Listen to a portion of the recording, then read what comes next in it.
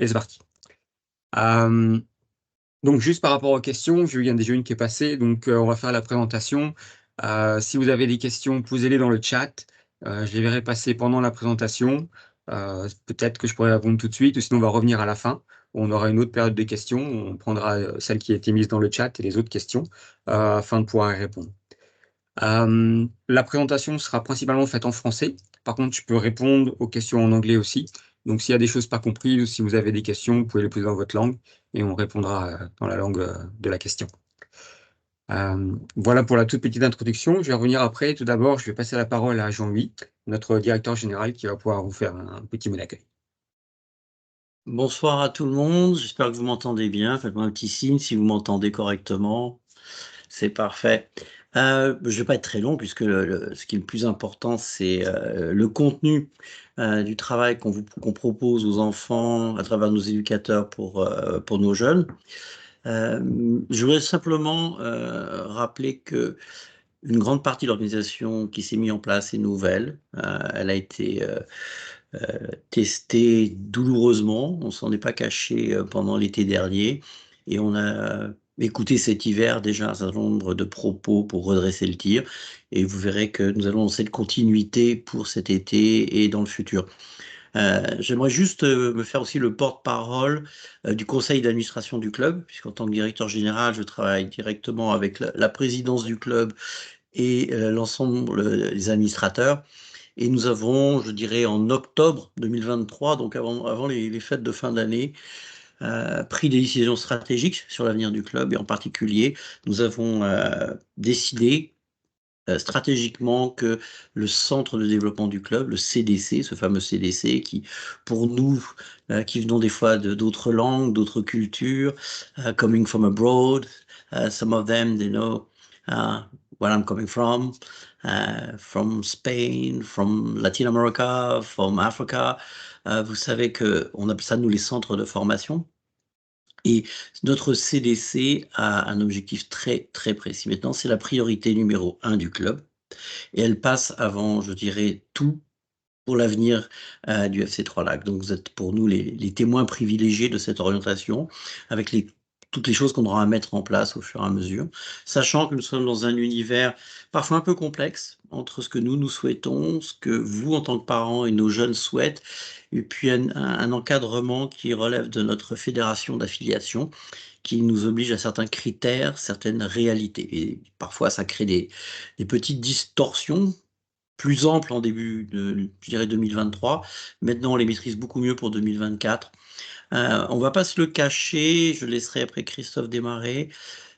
Il y a dans la notion du CDC un développement technique du joueur. Il y a un approfondissement de ce qu'on appellera la base pour que le joueur soit très bon dans l'avenir.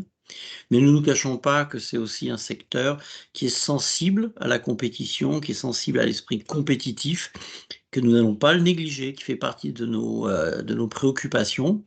Et je pense que pour ceux qui nous ont accompagnés un peu cet hiver, ils ont pu en voir déjà une orientation. Euh, on a fait des choix forts aussi par rapport à l'encadrement. Et cet encadrement va tant sur le plan logistique, administratif, d'équipement. Vous aurez pu voir que l'ensemble du CDC, que ce soit des pré-CDC 8 jusqu'au U12, nous avons un nouvel équipementier. Nous avons choisi une marque italienne. Nous avons des uniformes qui sont les mêmes que nos équipes compétitives qui représentent le club dans les plus grandes catégories. On a choisi un équipement pour que nos joueurs, quand ils se présentent au CDC, en groupe, en équipe, en tournoi, aient une tenue générale qui va aussi la présentation un peu plus professionnelle de cet encadrement. Donc, nous avons fait des choix forts qui, sur le long terme, vont être payants. Donc, je vais vous laisser maintenant avec Christophe. Si vous avez des questions pour la direction générale, alors la direction générale, c'est quoi? Bah, c'est l'administration, c'est la logistique, c'est la finance, c'est les problèmes juridiques, c'est les problèmes de discipline, c'est les problèmes d'éthique aussi parfois. Et dans toutes ces questions-là, bah, à ce moment-là, vous pouvez toujours me contacter. J'ai mon courriel qui est sur le site internet du club, sur Facebook, vous pouvez me voir partout. Donc vous me laissez un petit message DG à commercial fc3lac.com et je me ferai le plaisir de vous répondre. Et toujours dans les 24 heures, non pas plus vite, pour se donner le temps de la réflexion parfois aux questions. Je vous souhaite une excellente soirée et puis une très bonne présentation. Merci Jean-Louis. Je fais rentrer encore 2-3 personnes et je vais commencer par partager mon écran et on va partir, sur la présentation. Il doit être maintenant à l'écran. Alors donc, bienvenue à cette rencontre. Donc on va parler du, CDC U9-12 et aussi du pré-CDC U8, qu'on a introduit cette année, qui a beaucoup de similitudes. Je suis Christophe Lecomte, le responsable soccer de base, du FC Trois-Lacs. Cette présentation, vous allez voir, est assez complète dans le sens où elle est aussi la même présentation que j'utilise pour parler aux responsables des CDC et aux éducateurs. Mais je vais la concentrer beaucoup plus sur la partie parents aujourd'hui. Donc vous verrez certains slides sur lesquels on va passer vite. Le tout vous sera envoyé. Comme ça, vous pouvez voir un petit peu tout ce dont on parle dans les détails qu'on aborde. Mais pour ce soir, on va quand même aller plus vite et je vais passer sur certaines slides plus vite. Alors, pour ceux qui étaient là l'année dernière et pour tous les autres, les nouveautés de cette année, comme Jean-Louis vous a cité, un nouvel équipementier, Diadora, qui va faire que nous allons utiliser de nouveaux uniformes. Vous pouvez voir les uniformes principaux, le blanc et le noir, le deuxième chandail qu'on utilisera quand on ne peut pas utiliser le blanc. Ces deux uniformes sont le résultat d'un concours qui a été fait à l'automne, où vous avez pu voter sur plusieurs modèles. Et donc ces deux modèles sont ceux qui ont gagné le concours, et donc on va utiliser cette année dans toutes nos équipes pré-CDC, CDC et compétitifs. Il y aura aussi un chandail bleu, qui ressemble un peu à celui de l'année dernière pour les entraînements, mais qui est un chandail uni. Aussi, avec le nouvel équipementier, vient une boutique en ligne. Donc sur le site du club, vous avez accès à cette boutique où vous pouvez trouver tracksuit, vestes, les sacs aussi, mais pour les sacs, il n'y aura pas besoin de les acheter parce qu'ils sont compris dans l'équipement qui vient cette année avec votre inscription. Vous avez aussi casquettes, bouteilles, ce genre de choses que vous pouvez aller chercher là-bas. Ensuite, la nouveauté de cette année, c'est le pré-CDC 8. Le CDC commence en U9, la même structure que l'année dernière. Par contre, tout ce qui était plus jeune est reparti au soccer loisir, sauf pour les 8, on a ouvert un pré-CDC, qui est une introduction au CDC. Alors, c'est un programme avec des places limitées, encadré par le staff technique du club. Les enfants ont l'équipement qui est montré en bas à droite, plus le chandail d'entraînement, donc le chandail blanc de compétition du club. Ils ont 2 entraînements par semaine sous forme de station, des entraînements techniques, et les matchs sont comme, entre guillemets, intercités contre d'autres clubs de la région. D'autres clubs qui proposent aussi ce programme U8, avec lesquels on peut faire certains matchs amicaux, qu'on va faire sous forme d'aller-retour dans le week-end. Pour ce qui est du CDC en tant que tel, donc les choses qui changent cette année, c'est donc le nombre d'entraînements. Les 2 entraînements par station comme on connaissait auparavant, plus un entraînement d'équipe, donc qui se fait sur un demi-terrain avec son équipe seulement. Les entraînements se font cette année par groupe de match, c'est-à-dire qu'on change un petit peu comment on mixait les enfants. Maintenant, pour les entraînements, les joueurs et les éducateurs du groupe se suivent pour tout l'entraînement. Donc les enfants s'entraînent avec leur groupe de match, avec leurs éducateurs qu'ils ont en match, font les 4 stations qu'on va voir après, ensemble pendant tout l'entraînement. Aussi, les lieux d'entraînement vont être en rotation entre les secteurs de Vaudreuil et de Lille, donc soit à Chêne-Bleue, soit dans le Garden, ça on va le voir après, euh, pour que chacun ait la chance de s'entraîner aussi proche de chez soi. L'autre chose qui change par ordre d'année, donc l'équipement qu'on a vu tout à l'heure, les chandails, mais aussi un sac et un ballon qui est donné à chaque joueur. Donc le ballon, c'est son ballon, il vient à l'entraînement avec. À la fin de l'année, le ballon, il le garde. Et aussi une nouveauté cette année avec la préparation mentale. Je vais en reparler un petit peu plus tard, mais on introduit ça au niveau des U12. Le club avait déjà des ressources de préparation mentale pour ce qui était de U13+, donc toutes nos équipes juvéniles et seniors. On va l'introduire au niveau des plus jeunes, mais pas jusqu'à des U9, il n'y a pas vraiment de raison. Par contre, pour les U12, on va commencer par un atelier concentration qui permettra aux joueurs d'être plus focusés sur nos activités. Autre chose qui va changer, donc l'organisation au niveau de l'encadrement, comme je vous le disais, on a changé des choses, on a rajouté des membres du staff technique. Donc il y a un membre du staff technique dans chaque groupe d'âge, donc les U9 garçons, U9 filles, U10 filles, et ainsi de suite, pour encadrer et aider les éducateurs de chacun de ces groupes. Son rôle varie, son rôle précis va varier de groupe en groupe, fonction des parents éducateurs qui sont présents, mais il y en a un dans tous les groupes. Pour ce qui est des évaluations initiales, ce qui va être en fait notre première activité du CDC cette année, des changements aussi. Donc, le membre du staff technique en charge de ce groupe va évaluer son groupe, mais les parents éducateurs qui nous aident dans ces groupes vont évaluer un autre groupe. Par exemple, les garçons, on a les U9 et les U10 qui vont faire leur évaluation en même temps. Le staff technique des U9 est avec son groupe U9, U10 avec les U10. Et les parents U9 sont en train d'évaluer les enfants U10, donc pas leurs enfants, d'autres enfants, et vice-versa pour les parents U10. Donc dans chaque groupe, ça va être la même chose jusqu'à temps qu'on forme les premiers groupes pour les entraînements. Euh, une autre chose qu'on va voir dans les parties importantes du CDC sont les réévaluations, les changements des groupes. On a mis en place une procédure beaucoup plus cadrée et rapide cette année. Donc, à chaque match, il y a un rapport de match qui est généré, qui sont compilés, ce qui nous permet beaucoup plus vite en fin de cycle de pouvoir faire les changements et d'avoir des changements qui sont validés par des évaluations et qui sont faciles à mettre en place et rapides. L'année dernière, ça avait bloqué un petit peu. Cette année, on l'a mis en place cet hiver. Ça marche beaucoup mieux et c'est beaucoup plus fluide dans tous les groupes.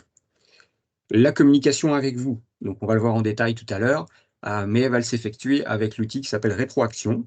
Donc si vous étiez au club comme 2 ans et avant, vous connaissez cette application. Pour les autres, elle va être nouvelle, mais elle est plus simple que ce qu'on a eu l'année dernière. Et voilà, je vais vous expliquer en détail comment se connecter, comment voir les programmes. Une autre chose aussi, il y aura les enfants sont évalués pour leur permettre d'évoluer dans la structure, mais les éducateurs également vont être évalués afin de pouvoir valider que chaque groupe reçoit le même genre d'encadrement, que chacun respecte les lignes directrices du programme et du FC 3 Lac, et puis de permettre à chacun des éducateurs aussi de progresser lui en tant qu'éducateur. Ça reste un élément clé du programme, de comment on peut transmettre la volonté technique d'apprentissage envers vos enfants. Entre nous, le club, le staff et les enfants, il y a les éducateurs, donc c'est un élément clé sur lequel on va beaucoup travailler. Et cela, ça va être appuyé aussi par des matchs qui vont être filmés, donc par un système de caméra qui s'appelle VEO, qu'on utilise avec les équipes compétitives aussi. Donc certains matchs seront filmés. Donc déjà, ils vous seront partagés à vous. Vous pourrez revoir les performances de vos enfants, les regarder avec eux. Pour nous, ça nous permettra aussi de voir comment le thème travaillé ce jour-ci a été coaché et de pouvoir revoir aussi le travail de l'éducateur, qu'est-ce qu'on peut faire de mieux ensemble.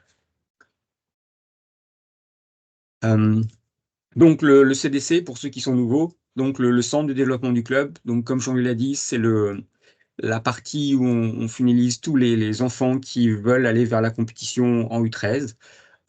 Et le but, c'est de développer des enfants qui vont être, si possible, disons tous sélectionnés dans une équipe compétitive U13+. À cette époque-là, quand on va sélectionner ces enfants, on va regarder leurs habilités avec le ballon, comment ils se comportent en match, mais la qualité technique du joueur va être l'élément numéro un du choix. Et donc, le but du CDC, c'est de développer ses qualités techniques au maximum à un âge où c'est optimum pour les enfants. Euh, on en parlait tout à l'heure, mais si je vous demande à vous de faire un challenge, essayer de faire sans jonglage et demander la même chose à votre enfant, je sais que c'est l'enfant qui va gagner en premier. Ils sont juste plus prêts à apprendre des notions à leur âge et c'est maintenant qu'il faut leur introduire tout ça, insister sur tout ça pour réussir à être plus performant plus tard. L'intérêt du CDC, c'est que par rapport à une philosophie coach-équipe où on est chacun de son côté, c'est que l'approche va être basée sur le club et va suivre la philosophie commune du club. Donc, dans une approche coach-équipe, si un groupe a un super coach, bah, il va super bien progresser, puis les autres groupes, bah, ils vont faire ce qu'ils peuvent. Chacun va y aller de sa façon et on ne sait pas trop où on va. Là, tout le monde va suivre la même stratégie, les mêmes enseignements, adaptés à chacun des groupes, et va avoir une chance de pouvoir comme évoluer à travers cette structure en fonction de l'évolution des enfants. Donc, c'est standardisé, c'est mis en place pas que sur ce que le coach veut faire cette année, mais sur ce qu'on veut faire avec vos enfants entre U8 et U12, donc les emmener vers le U13. Et tout ça va être répété, évolué pour les faire progresser dans la direction qu'on veut sur les apprentissages techniques clés et aussi tactiques quand ils sont un petit peu plus vieux, qu'on veut voir à la fin du CDC. Donc la clé, c'est vraiment l'apprentissage à long terme sur ces quelques années de vos enfants. Donc le but ne va jamais être de faire en sorte qu'on gagne tous les matchs ou même un match en particulier. Le but, c'est de travailler certaines notions de soccer pour progresser ensemble. Et si on le fait bien, si on leur donne des petites bouchées, si on focus sur certaines choses précises, dans les matchs, on va bien le faire, ça va bien se passer, on va sûrement gagner. Mais si on pense à gagner un match, on va faire des compromis qui vont enlever de l'apprentissage. On va revoir certaines règles qui impliquent ces notions où on favorise l'apprentissage plutôt que la performance. Et c'est vraiment un élément clé du CDC. On veut voir des enfants progresser. Je dis que du côté technique, on les voit progresser demi-saison après demi-saison, on va dire. C'est difficile de voir un plus petit terme que ça. Mais en faisant des choix qui vont dans ce sens-là, on ne cherche pas à gagner tous nos matchs. Ça, c'est pour plus tard. Ils sont pas là, ils sont pas prêts. Pour pouvoir gagner des matchs quand on va avoir 13 ans, 14 ans, 15 ans, il faut une maîtrise technique importante et c'est ça qu'on va essayer de développer chez eux. Alors, on va détailler certains rôles et responsabilités pour que vous sachiez un petit peu les personnes que vous allez voir, qu'est-ce qu'on fait, à qui on parle et qui est responsable de quoi. Donc, le CDC est sous la responsabilité du directeur technique Aziz Dieng. Aziz est présent ce soir, malheureusement, il est malade, donc au niveau de la voix, c'est pas facile. Si jamais vous avez des questions pour lui, bah, vous pouvez mettre dans le chat et puis on les transmettra, on verra si on peut répondre de manière écrite. Sinon, bah, sachez qu'il est là, mais que malheureusement, on va devoir juste faire sans lui ce soir. Euh, Moi-même, donc le responsable du soccer de base, donc je suis responsable du programme. Vous verrez, beaucoup d'emails partiront de moi pour vous aider différents aspects de la gestion des groupes et des événements qu'on va avoir. Je gère la partie planification des entraînements, donc par rapport à cette planification du club qui part des U13+. Nous, on ramène des éléments de base de ce plan pour développer des joueurs et des qualités d'enfants qui correspondent à ce qu'on recherche chez nos équipes plus âgées pour être capable de jouer de la façon dont on veut. Beaucoup de supervision, vous me verrez souvent sur les terrains, beaucoup autour de l'entrée pour pouvoir communiquer avec vous, les parents, répondre à toutes les questions qui pourront arriver. Et puis aussi ben, sur le terrain pour superviser les éducateurs, les responsables, et pendant les matchs pour voir comment ça se déroule. Par rapport à ce qui s'est passé justement l'année dernière, vous verrez beaucoup plus sur les terrains, c'est un élément important. Ou comme on veut travailler sur la qualité de nos éducateurs, donc les sessions c'est bien, mais les matchs ça va être important aussi. Et donc, il y aura plus de supervision au niveau des entraînements. Euh, donc, les responsables CDC ou responsables de plateau, c'est un rôle qui va être un peu mix chez nous cette année. Donc, c'est quelqu'un qui va s'occuper aussi de la communication, de la gestion des groupes, un petit peu plus dans l'ombre. Mais sur les sessions d'entraînement par station, là, il aura un rôle très important. Euh, Comme l'a dit Jean-Louis, nous sommes encadrés par Soccer Québec, donc il y a une façon de nous évaluer, une grille avec des points qui sont beaucoup de bon sens et un peu de technique, mais pour que ça soit bien organisé de façon sécuritaire, différents éléments pour que les enfants s'amusent et apprennent, des entraînements avec des enfants en mouvement, pas des entraînements en ligne, des coachs qui parlent pas beaucoup, donc beaucoup de choses qui font que les entraînements sont mieux. C'est encadré, c'est un peu strict, mais tout ça fait du sens dans pour avoir beaucoup d'enfants sur le même terrain qui peuvent apprendre un maximum dans le temps qu'on a avec eux. Euh, donc, c'est un rôle important. Euh, vous verrez, les enfants font tous les choses en même temps, bah, 4 stations en même temps, avec le même timing et des rotations qui doivent aller vite. Les gestions des présences, savoir qui est là, qui n'est pas là. Aider nos éducateurs pour faire progresser le niveau de l'apprentissage. Présence dans les matchs, les parties briefing, des briefings qui sont très importantes, et puis cette partie de préparation du terrain. Euh, on va aborder aussi après une partie plus organisationnelle, donc vous voyez pas trop, vous arrivez, c'est prêt, vous repartez avec votre enfant. Il y a effectivement beaucoup de choses qui se passent autour du CDC pour être capable d'avoir beaucoup d'enfants qui arrivent en même temps, qui repartent en même temps, qui sont coachés en même temps pour que ça fonctionne. Donc ce sont des éléments importants de notre côté que vous pourrez voir par moment certaines slides. Au niveau des éducateurs, donc il y aura un éducateur principal, les éducateurs assistants. Sur les entraînements, ça peut être variable. Sur les matchs, c'est très important, on va y revenir. Une autre chose dans la qualité de l'encadrement, c'est que les rôles soient définis pour que chacun fasse la bonne chose. Donc la chose principale cette année, c'est que les éducateurs donc, vont être assignés à leur groupe et vont faire les 4 stations, donc les 4 ateliers et le match, 3 ateliers et le match, avec leur groupe en rotation. Euh, donc, il va falloir qu'ils soient aptes à coacher ces 4 stations. La gestion des présences, la participation au match, un rôle très important dans l'évaluation. Donc, après chaque match, un rapport de match par rapport à comment les enfants ont performé dans ce match, quelques commentaires sur les performances. Suite à ça, une évaluation plus complète, on va détailler tout à l'heure, et puis une communication par rapport aux différents regroupements des joueurs, donc comment les joueurs peuvent changer de groupe en fonction de ce qu'ils ont vu dans les cycles d'évaluation. Et puis bien sûr, la préparation du terrain pour que tout soit efficace quand on arrive. Des éducateurs, donc non principaux plus qu'on va appeler comme des assistants, qui vont participer aux entraînements, aider à la prise de présence, un rôle aussi bien détaillé dans les matchs, qui participent aussi à l'évaluation et la préparation des terrains. Donc le but, c'est que pour que j'ai dit, ça fonctionne avec beaucoup d'enfants en même temps, il faut des rôles précis, qu'il n'y ait pas de choses laissées au hasard. Donc tout est planifié à l'avance, de l'organisation des thèmes et des sessions, des exercices, un déroulé de la journée presque à la minute près pour que tout fonctionne avec un temps de jeu optimum. Euh, L'idée, c'est d'avoir pour tous vos enfants, que ce soit un garçon, fille, U9, U12, groupe 1, groupe 3, la même culture de développement. Donc, à travers le club, on donne la même structure, les mêmes exercices et la même supervision à chaque enfant. Et les laisser ensuite évoluer et pouvoir progresser tous au maximum de leur capacité. Comme j'avais dit, donc le plan technique qu'on utilise pour les plus jeunes, va être un sous-élément de ce qui va être travaillé plus tard quand ils sont plus grands et qu'on va rechercher chez eux en termes de jeu un petit peu tactique si vous voulez, donc des ailiers, jeu de possession, construire de l'arrière, des éléments qu'on inculque aux enfants dès le plus jeune âge. Chaque groupe, quel que soit son groupe et ses coachs, aura le même support du club et la même supervision, que ce soit nous par le staff technique ou peut être visité par Soccer Québec de façon surprise plutôt pour les CDC. Par contre, cette année, ce qu'on a changé, donc, c'est comme les coachs vont rester associés à leur groupe, ça va permettre d'avoir, pour les coachs, de simplifier le travail et comme ils vont toujours être avec leur groupe, ils peuvent adapter et le niveau du coaching et les difficultés d'exercice, aussi la discipline, à un groupe qu'ils vont connaître. Donc, on s'attend à ce que l'expérience de chaque groupe soit plus complète comme ça et que ça permette d'avoir une espèce d'optimisation, une meilleure qualité du coaching sur chaque groupe. Par rapport à ces rôles où le coach en fait arrive et prépare le terrain, et puis donc coach ses stations, ça lui permet d'être concentré sur son rôle de coach et moins de perdre d'énergie et d'efforts sur d'autres tâches pour que justement le rendu sur le terrain, l'apprentissage de vos enfants soit maximisé. Donc les principes. La clé, on va s'en parler souvent, il y aura beaucoup de questions, le développement à long terme du joueur.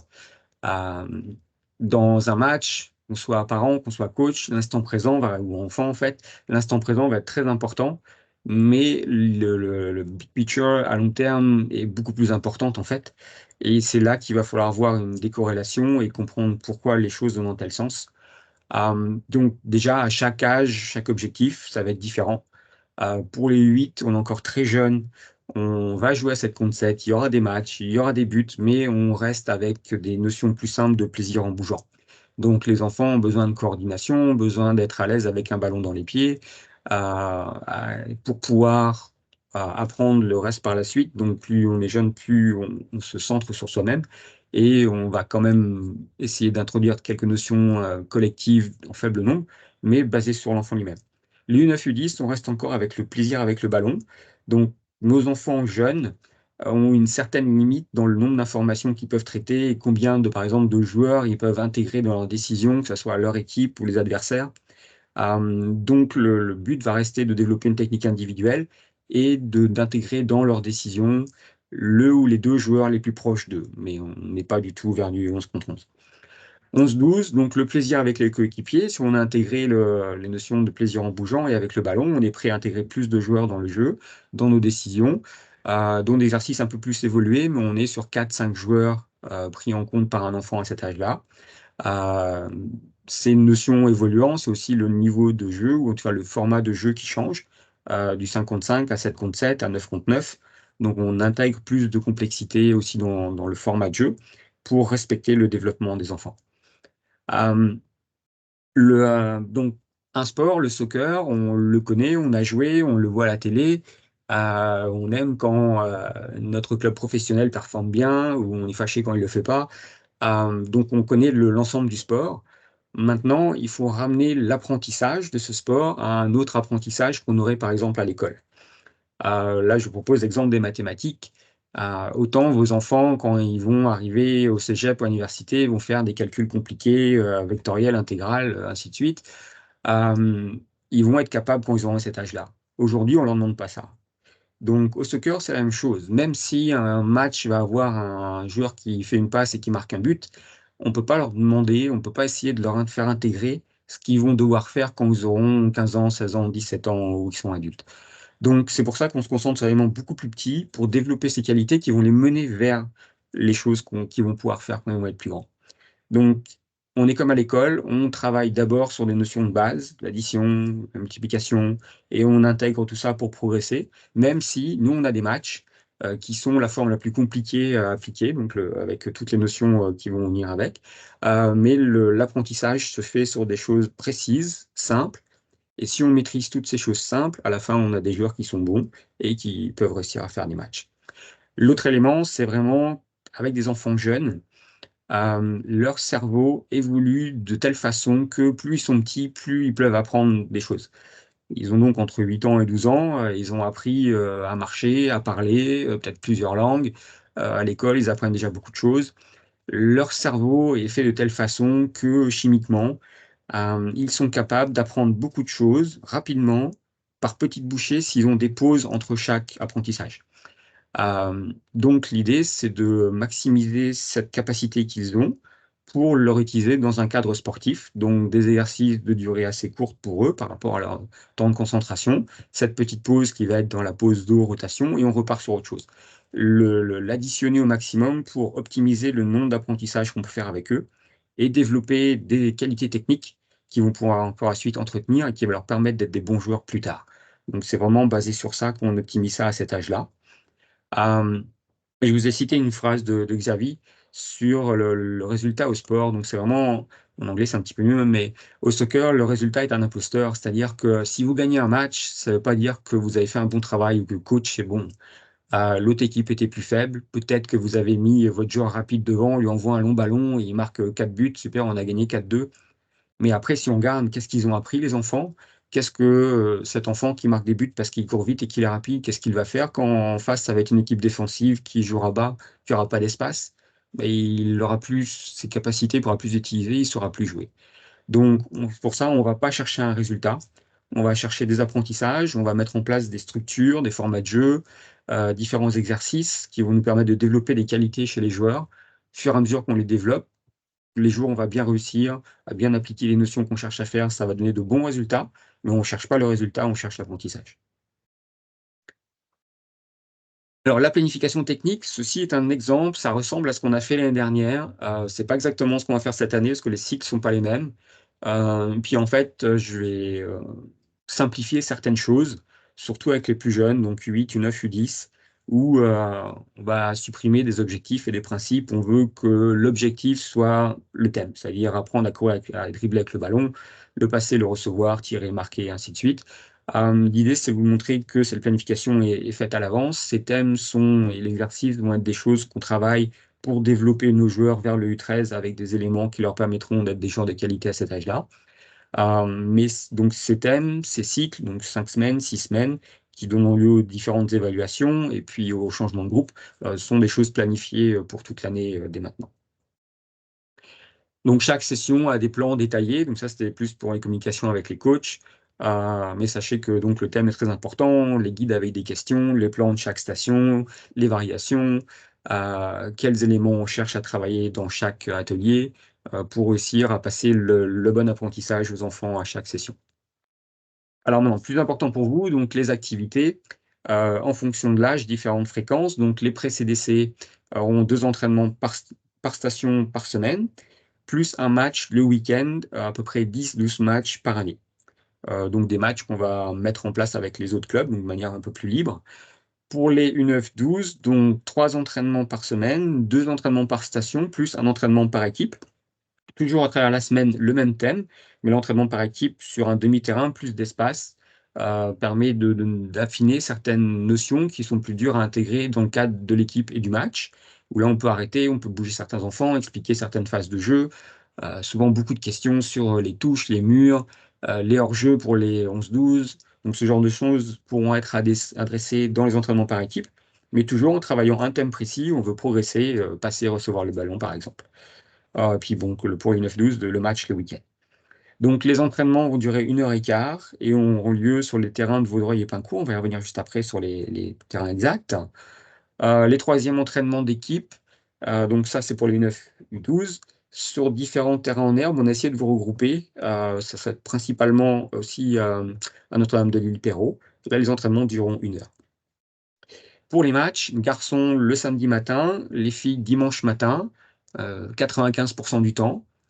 À peu près, je pense, 12-14 matchs par saison. Donc, ça fait dire qu'il n'y en a pas un toutes les semaines. Mais il y a des semaines aussi où on va en avoir comme deux. On pourra avoir un samedi, un dimanche particulier où il y aura 2 matchs. Puis après 2 semaines où il n'y a plus rien, ainsi de suite. Le calendrier n'est pas encore connu. Et puis, vous allez voir, on va commencer par des phases d'évaluation. Puis aux enfants, on va être placés dans des groupes. Et là, les groupes donneront lieu à des calendriers. Puis on pourra savoir le calendrier exact des matchs. Mais ça ne commence pas tout de suite. Le début, donc, les CDC UNF U12, on commence la semaine prochaine. Les garçons le lundi 29 et les filles le jeudi 2 mai. Pour les pré-CDC, on va commencer quand on aura nos terrains naturels aussi, donc la semaine du 20 mai. Et c'est le mardi, ça commence pour les garçons et les filles. Ou pré-CDC U8, c'est pas UNF U12. Alors, les horaires précis. Donc là, on est du 29 avril au 19 mai. Donc, partie gestion du terrain est un peu complexe. En début de saison, nous n'avons accès qu'aux terrains synthétiques. Donc, on n'a pas tous les terrains. On est un peu comme coincé. Même certaines problématiques plus importantes que ça. Mais là, on va donner ce qu'on avait planifié.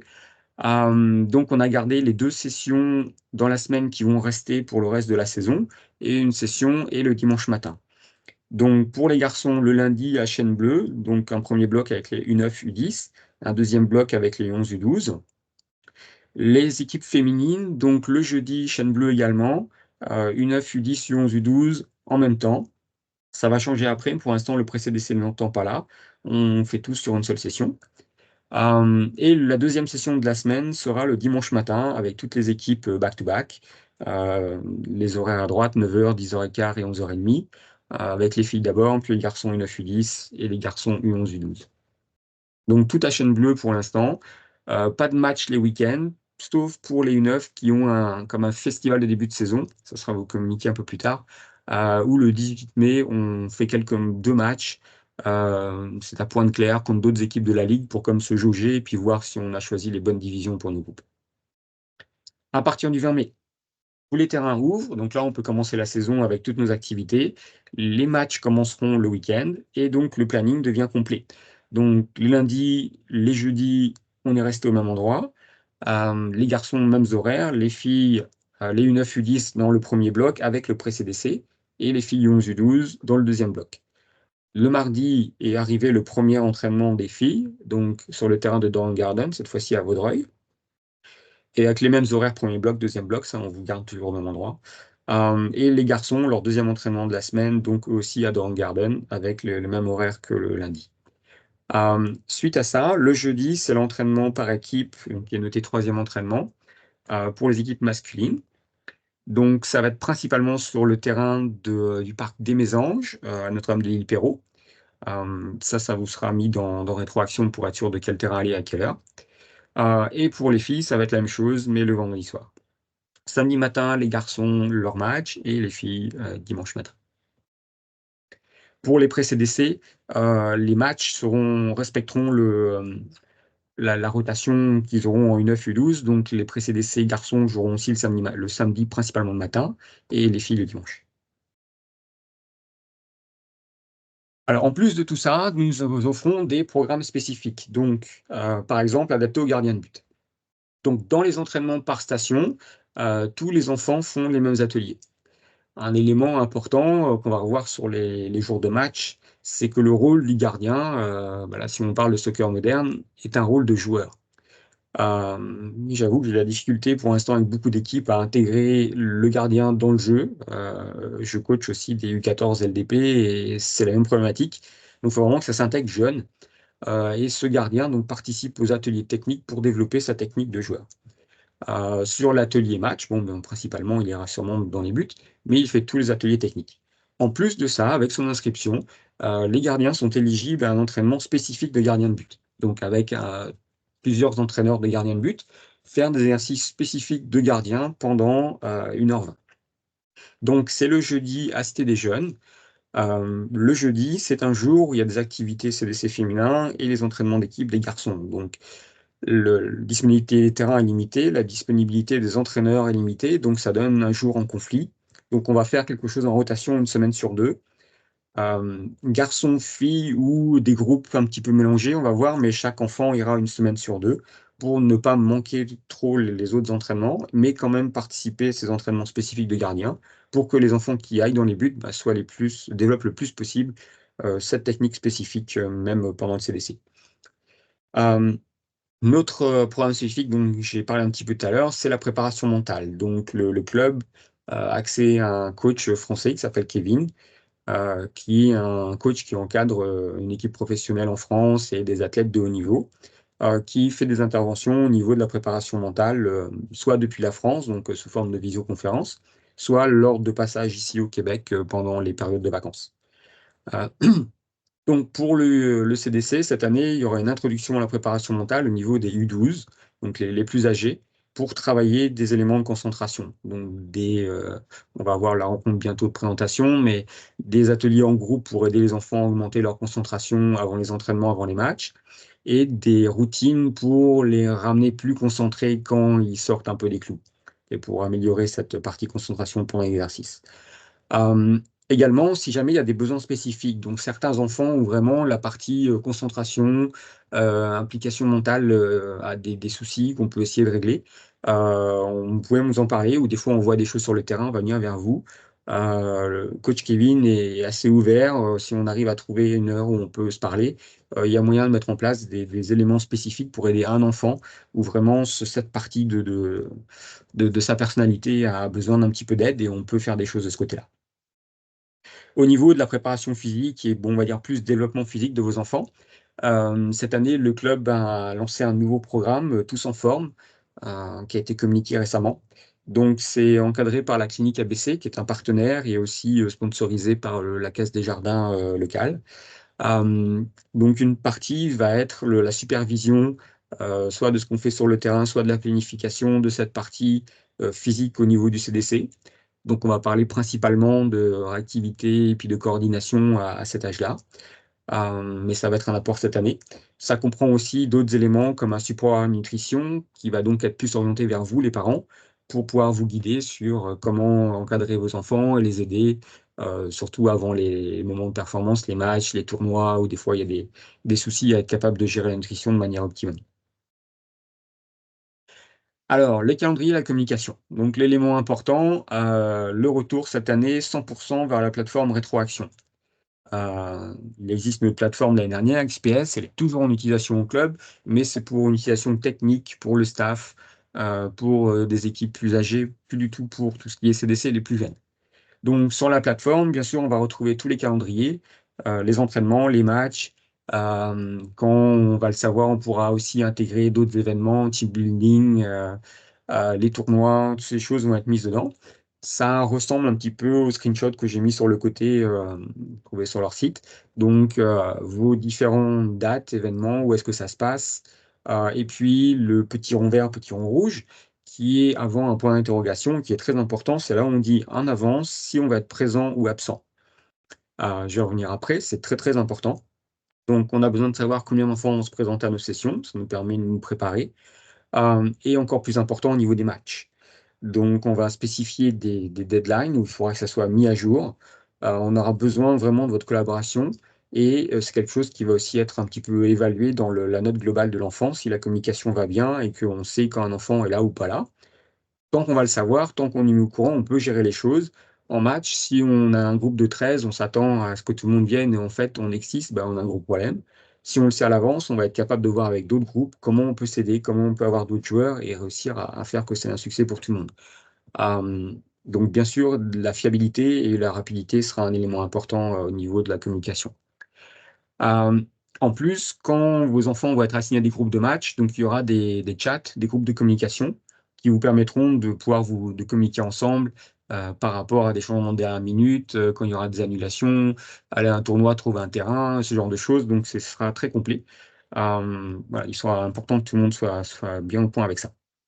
Alors, au niveau de la plateforme, donc suite à ce meeting, je vais vous envoyer à tous un message ou comme une demande de mise à jour pour tous ceux qui n'ont pas mis leur disponibilité pour les premières sessions de la saison.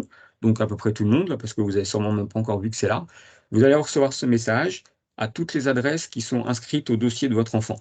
Donc vous allez recevoir plusieurs fois le même message. Vous pouvez cliquer dedans, oui je viens, oui je viens pas. Mais surtout, vous verrez, il y aura des liens qui vous permettront de cliquer sur le petit lien rétroaction, d'aller vers le site. Euh, pour ceux qui étaient là avec nous avant, votre compte existe déjà, vous avez toute l'information qui est dedans. Si vous ne saviez plus le courriel, le courriel, vous avez reçu mon message. Le mot de passe, si vous l'avez oublié, vous pouvez utiliser la petite fonction mot de passe oublié, puis vous connecter. Par contre, si vous êtes nouveau et que vous n'avez jamais utilisé Rétroaction, il faudra créer un nouveau compte. Donc là, je vous ai mis un petit snapshot, on va pouvoir aller voir le site. Il faudra cliquer sur créer un compte, se connecter et ensuite vous verrez l'information. Donc, en fait, Rétroaction aura deux éléments. Donc, la partie web et une application. Oh, pardon, il y a quelqu'un qui parle, je vais aller fermer le micro. Ok, je retourne à la présentation. Ok, donc l'application, une fois que tout fonctionne, va être préférée.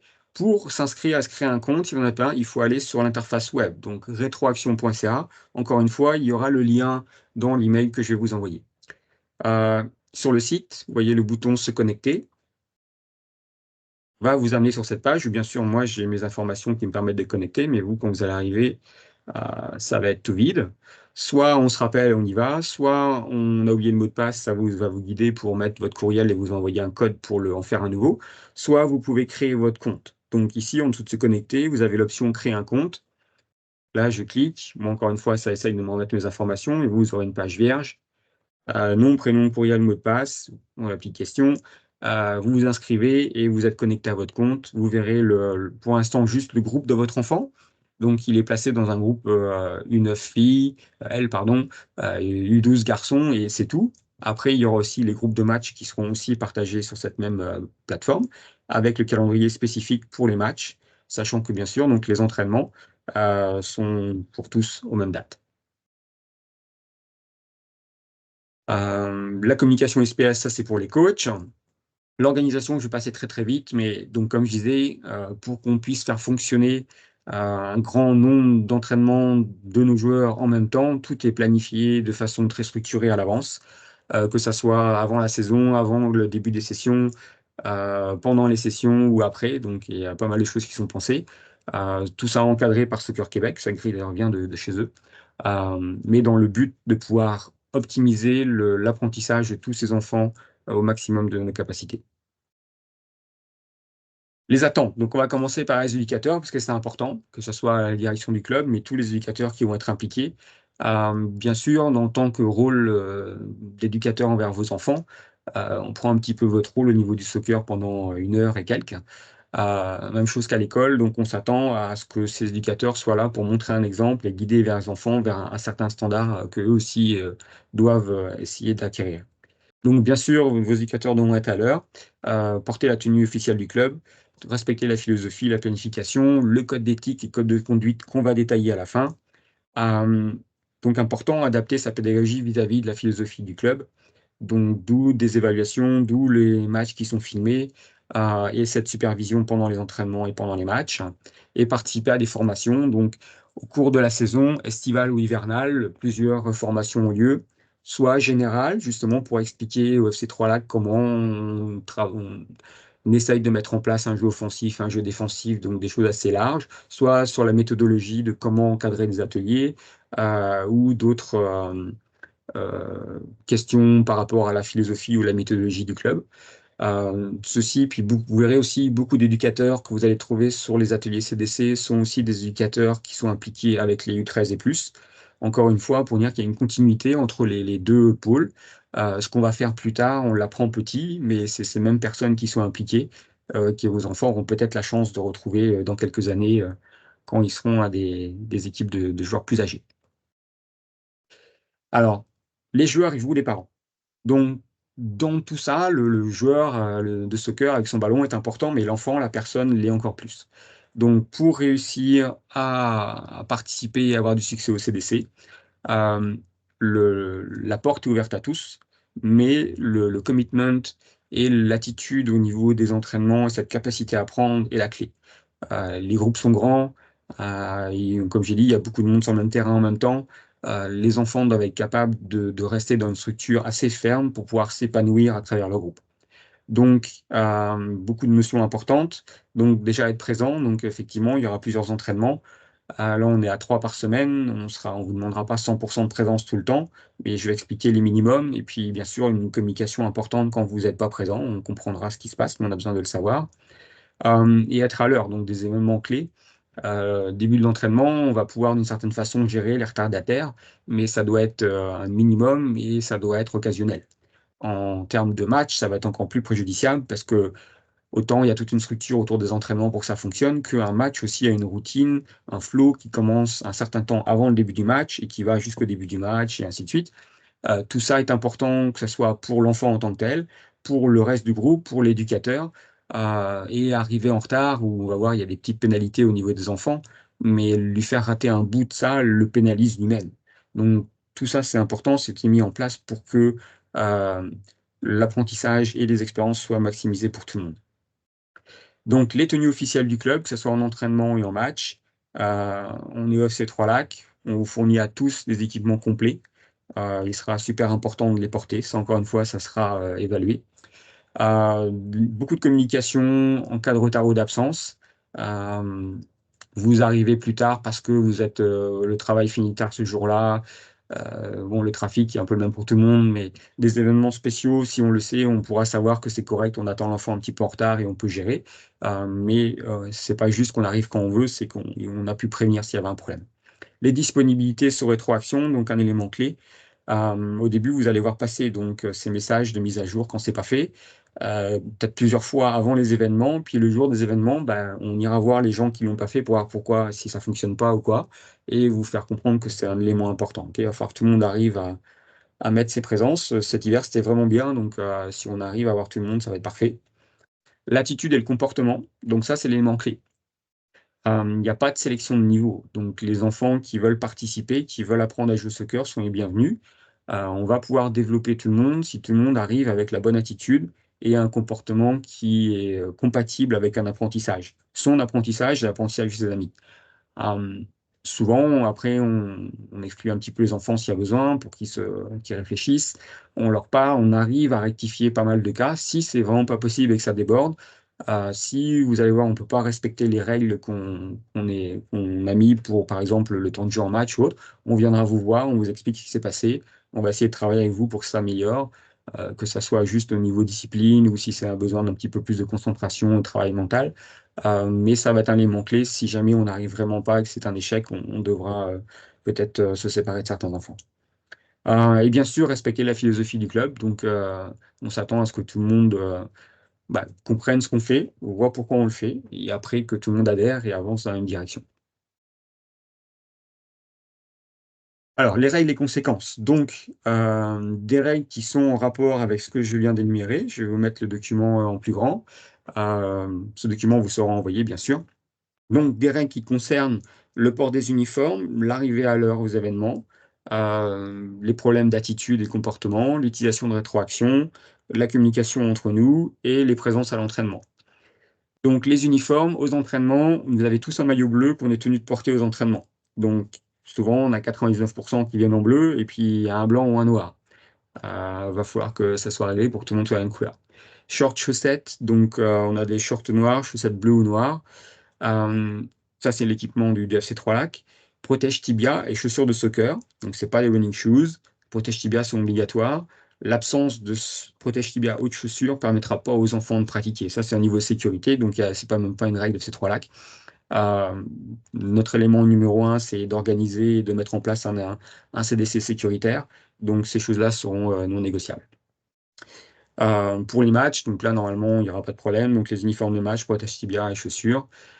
Euh, Au début, on va faire de l'éducation, ça baisse un petit peu la note de comportement de l'enfant s'ils n'arrivent pas à venir avec un chandail.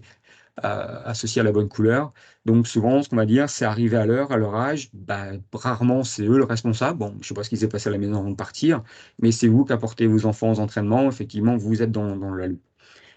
Pour ce qui est d'avoir son chandail, qu'il fallait penser à le laver la veille, qu'il fallait le retrouver, qu'il fallait qu'il soit dans le bon sac, qu'il fallait pas qu'il reste dans l'autre voiture, les enfants sont responsables de ça. Ils sont capables de gérer ça. Donc, au niveau de nos attentes, on s'attend à ce qu'ils soient capables. On va travailler pour que ce soit mieux.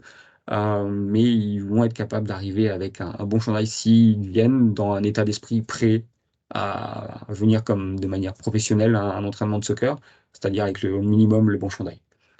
Bien sûr, s'il fait froid, qu'il y a de la pluie, de la neige, vous avez le droit de rajouter des couches. Euh, la sécurité implique aussi leur santé, donc on va être très souple ces jours-là. Arriver à l'heure, donc effectivement, c'est super important. Beaucoup de monde en même temps. Pour les matchs, des routines précises, donc on a besoin que les enfants soient là à l'heure. Si on arrive en retard, on est pénalisé, on ne commencera pas le premier atelier. Si on arrive après que le deuxième atelier ait commencé, donc là on est plus de 30 minutes en retard, euh, vous aurez un avertissement, l'enfant pourrait ne pas participer. Encore une fois, s'il y a une raison, c'est différent, mais arriver n'importe quand parce que j'ai pas vu l'heure ou quoi, ça va pas être acceptable non plus. Euh, pour les matchs, donc, il y aura une heure de rendez-vous qui sera communiquée par le coach, mais je vais vous donner la règle générale. Pour les U8, U9, U10, c'est 30 minutes avant. Les U11, U12, c'est 40 minutes avant. On commence pas immédiatement à 30 minutes avant à faire des choses, mais on a besoin qu'ils soient là, qu'ils se mettent ensemble et qu'ils soient prêts à démarrer l'échauffement rapidement. Donc, si on arrive après ça, qu'on rate l'heure de rendez-vous, la conséquence est de ne pas commencer le match. Donc, c'est pas une grosse conséquence. Les matchs en rotation vont vite. Ils vont normalement tous jouer le même temps. Mais il y a une conséquence à ne pas arriver à l'heure. Comme j'ai dit tout à l'heure, la première conséquence, c'est pénaliser l'enfant qui ne va pas faire sa préparation complète. Vous verrez que les choses sont détaillées assez précises. Donc, c'est vraiment important. Si on arrive alors que la première mi-temps est commencée, l'enfant commencera à jouer seulement la deuxième mi-temps. C'est vraiment des différences avec le soccer loisir. C'est pas j'arrive, je me mets et hop, je pars. Non, il y a eu des instructions, on parle d'un certain thème. Les autres enfants sont dans une certaine préparation mentale. L'enfant qui arrive en retard, il n'est pas prêt.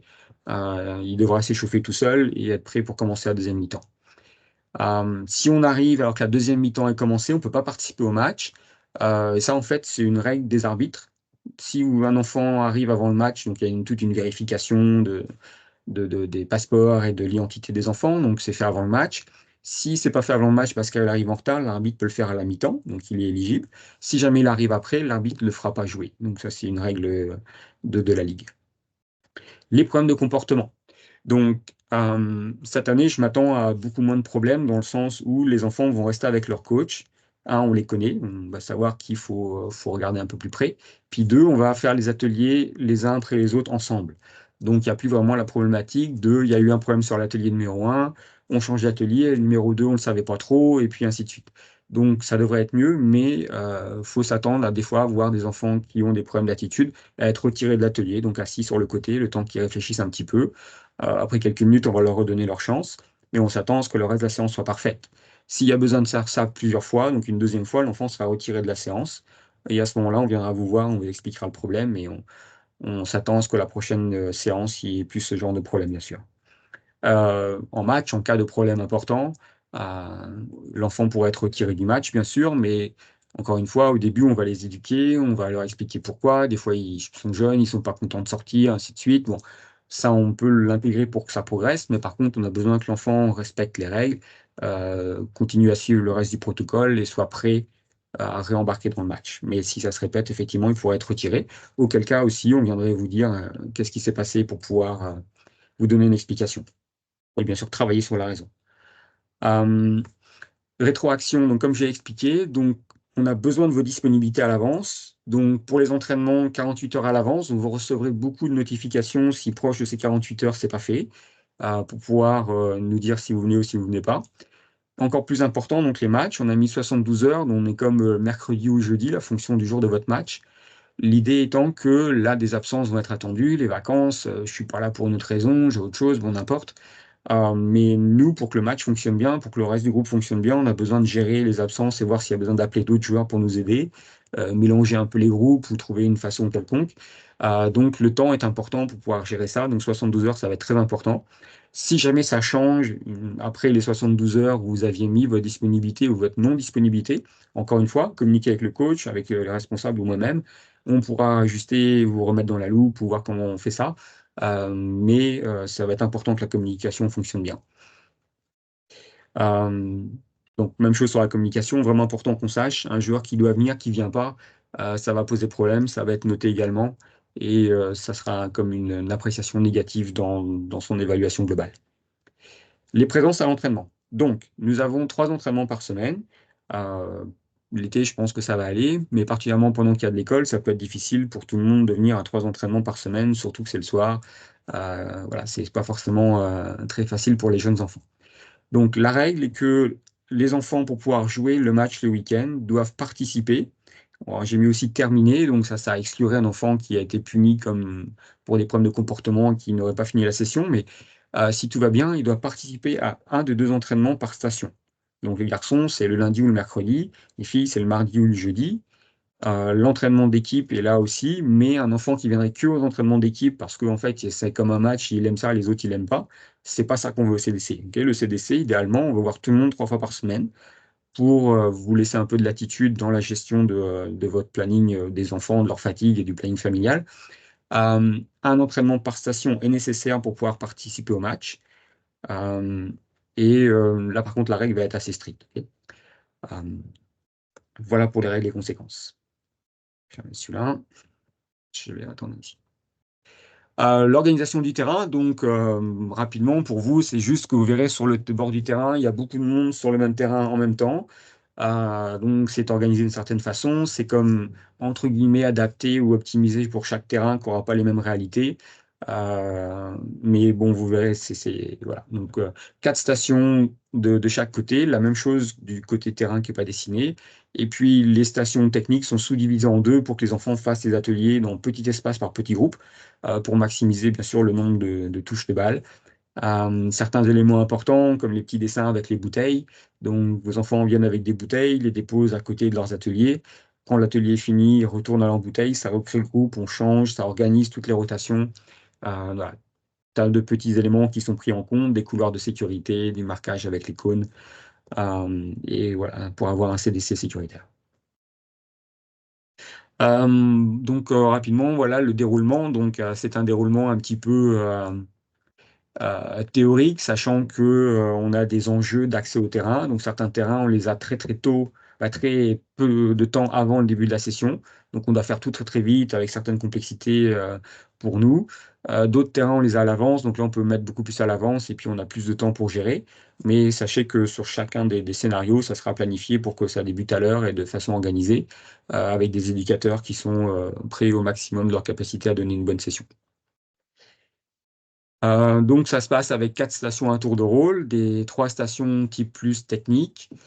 Ça peut être vraiment autour de cône, ça peut être des petits jeux, ça peut être des choses de coordination vitesse, ça peut être des petites activités où il y a un certain but un peu différent d'habitude pour travailler différents éléments techniques. Des rotations rapides, des interventions courtes, donc toujours pour que les enfants aient un maximum de temps avec le ballon. Message plus pour les éducateurs, c'est vraiment que les enfants apprennent quand ils jouent, pas quand on leur parle. Donc on est obligé de parler pour transmettre une partie de l'information, mais à nous de le faire de façon à ce que eux l'appliquent et pas que eux nous écoutent. Ça fonctionne pas bien. Puis la gestion d'entrée et sortie. Euh, où je reviendrai sur ça, on aura donc chaque parent doit retrouver son enfant à la fin de la session. Pour des cas particuliers où des enfants un peu plus âgés sont autorisés à rentrer en vélo ou à pied, il y aura un formulaire à remplir. Et dans ce cas-là, on pourra laisser partir des enfants qui auront eu le formulaire rempli par les parents. Euh, donc on arrive à l'heure où on avance. Euh, des éléments que j'ai déjà cités sur les stations synchronisées, les bouteilles d'eau qui sont une gestion importante pour nous. Maintenant, les évaluations. Donc, on va commencer le CDC cet été avec une partie des enfants qui est avec nous cet hiver. Et puis un gros nombre autres qui soit étaient là l'été dernier, soit qui sont complètement nouveaux. Donc, on commence par faire des activités de mini-match pour évaluer vos enfants. L'idée étant qu'on va créer des groupes d'entraînement et de match comme par niveau. Donc la première évaluation se fait sur le terrain pendant qu'ils jouent par rapport à ce qu'on va voir d'eux sur le terrain. Euh, Plus incomplète qu'une évaluation qui sera en fin de cycle. On les aura vus pendant 6 semaines et qu'on connaîtra mieux comment ils apprennent, comment ils se comportent et puis leur progression et autres. Mais on va commencer par celle-là. Ce qui va être important, c'est que le membre du staff en charge d'un groupe, donc des FU9, évaluera son groupe et les parents d'un autre groupe, donc par exemple FU10, évalueront vos enfants et vice-versa. Donc les éducateurs parents évaluent un autre groupe et le staff évalue leur groupe pour avoir une neutralité la plus grande possible. Euh, donc ça va être une évaluation pour la première semaine. Sur les deuxièmes semaines, les membres du staff compléteront leurs évaluations et on formera des groupes entre guillemets par niveau. Euh, la troisième semaine qu'on fera ensemble sera déjà une forme, on va faire des séances sous forme d'atelier avec des pré-groupes. Donc l'idée, c'est que quand on va les voir en match, on va avoir une certaine appréciation, mais une fois qu'on va se mettre à travailler les ateliers, on pourra avoir certains enfants qui étaient soit dans le haut d'un groupe ou dans le bas d'un autre. Une fois qu'on commence à faire un certain apprentissage, on va voir que ça va mieux, qu'il comprend mieux, qu'il est plus attentif. Peut-être qu'il y aura des ajustements. Euh, et puis suite à ça, vos enfants seront placés dans des groupes, dans rétroaction, et puis vous verrez dans quel groupe ils sont et qu'est-ce que ça donne comme calendrier. Donc en interne, chaque match donnera lieu à un rapport avec un format précis de notation et puis des commentaires qui permettent d'accumuler ces rapports et d'avoir en fin de cycle une note moyenne par rapport à ce qui s'est passé sur le terrain dans les matchs. Et on va voir après, c'est complété par d'autres notions après. Donc, fin de cycle, toutes les 5 ou 6 semaines, le calendrier vous sera communiqué. Une nouvelle évaluation a lieu et en fonction des notes de match, les performances qui ont été rapportées dans les rapports et d'autres éléments qu'on prend en compte au niveau du CDC, donc comportement, attitude, présence, communication, on va montrer en détail les critères. On va recréer comme les classements à travers les groupes. Chaque groupe aura donc une certaine liste dans un certain ordre et on pourra évaluer si les enfants qui sont arrivés vers les extrémités des groupes euh, ont la capacité de pouvoir changer de groupe, c'est-à-dire faire des remplacements d'un groupe vers l'autre en fonction de ces classements. Donc ça, c'est le classement, c'est comme un peu des chiffres, on sait empirique. Après, c'est plus au niveau des éducateurs, des discussions pour voir, ou du staff, pour voir quels enfants effectivement méritent de changer de groupe ou pas pour les laisser progresser et aller vers le groupe supérieur ou consolider des notions dans un autre groupe sans exposer un enfant à un niveau où il n'est pas capable de suivre.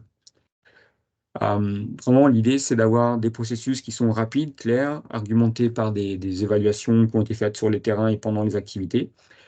Et comme ça, on peut vous rapporter à vous aussi, et c'est un élément important, c'est que chaque enfant qui change de groupe doit savoir sur quel élément il doit continuer à travailler pour bien performer, ou quel élément de son jeu il doit progresser pour avoir la chance de repasser dans le groupe supérieur. Quand c'est bien compris et que l'attitude est bonne, ça donne vraiment des très très bons résultats. Donc, les critères d'évaluation pour faire ces classements. Donc, ce que j'avais expliqué, c'est qu'on accepte tous les enfants, mais avec un niveau d'engagement, comportement et attitude qui est nécessaire pour participer et avoir un bon apprentissage au CDC. Donc, on parle de la présence en entraînement, donc le nombre d'entraînements présents, la ponctualité et la capacité de venir avec la bonne tenue d'entraînement ou tenue de match, mais là, je m'attends à beaucoup moins de problèmes. Pour le comportement, c'est à quel point on respecte les règles, ses partenaires, les éducateurs, et qu'on est capable de suivre avec une certaine discipline. L'attitude des enfants, donc leur niveau d'effort, la concentration au niveau des ateliers. Et pour l'habileté, donc ça c'était plus en match, c'était la performance. Et quand on parle de capacité d'apprentissage, c'est vraiment les nouvelles notions qu'on leur demande d'intégrer. Aujourd'hui, on travaille sur courir avec le ballon, donc on va travailler quand est-ce qu'on le fait, comment on le fait. Tout de suite, certains enfants vont comme faire vraiment attention et faire progresser leur jeu sur ces aspects. Puis d'autres vont rester dans un mode plus normal et pas vraiment faire attention. Bah, ça aussi, ça fait partie de l'évaluation.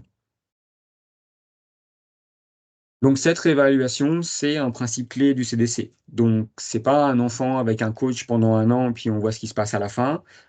C'est vraiment des enfants qui vont pouvoir évoluer et on va pouvoir les laisser se développer, progresser et suivre et surtout récompenser la progression de chacun. Donc la phrase clé qui est en bas, c'est vraiment ça. Au CDC, les enfants changent de groupe. C'est un point de base. Et il était avec son coach, il aime bien son coach, il change de groupe, c'est la vie. Même point de vue des coachs, on est avec un groupe, on travaille bien, bah, il y en a deux qui partent, il y en a deux nouveaux qui arrivent. on les connaissait moins, ils sont moins habitués avec les autres. Bah, maintenant, c'est le rôle du coach d'être capable de faire progresser tous ces enfants, y compris les nouveaux, pour les continuer à les faire progresser. Donc vraiment un élément clé, ça sera argumenté, on vous expliquera, on vous rend compte quand ça arrive. Le but, c'est de les aider à progresser à leur niveau, dans le bon groupe, et ça doit être dynamique et rapide. Les éducateurs aussi vont être évalués, donc ça, je vais passer rapidement, mais c'est un élément important aussi, que eux puissent être tous capables de transmettre de la meilleure façon possible ces apprentissages du soccer à vos enfants. Donc, il y aura une évaluation au niveau des éducateurs qui va être un élément important du CDC. Rapidement, la méthodologie, donc le but toujours, favoriser l'apprentissage de vos enfants dans un cadre qui est stimulant, rempli de plaisir, mais contrôlé. Donc, les stimuler, adapter la complexité, les mettre dans des phases de jeu qu'ils aiment, avec des points, il n'y a pas toujours un but, mais il y a un objectif à chaque chose, le rendre compétitif et autres, pour que justement ils puissent avoir un bon apprentissage non rébarbatif, et puis aller chercher des éléments techniques précis qu'on essaie d'intégrer. Avec une certaine notion de créativité, de poser des questions pour les faire découvrir des solutions qu'eux peuvent mettre en place après.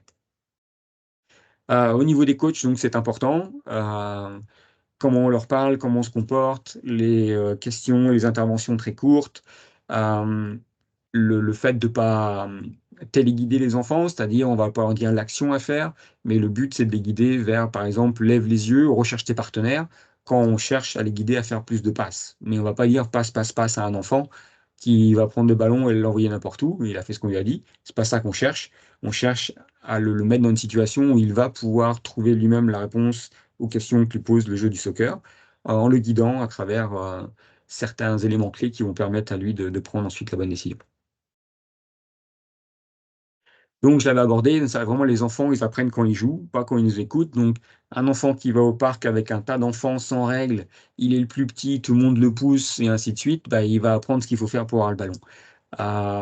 Le rôle du coach est d'encadrer et de guider, mais le rôle, c'est principalement de les laisser jouer et puis de les laisser apprendre ainsi, dans ce cadre. Sachant que l'activité, les règles de l'activité, l'animation qu'on fait est faite pour les guider vers la recherche d'une meilleure exécution technique qui les guide vers le succès au jeu. Mais c'est pas en leur parlant et en leur faisant des dessins qu'on leur applique, qu'on leur apprend beaucoup de choses. Donc différentes façons d'intégrer ça dans le coaching.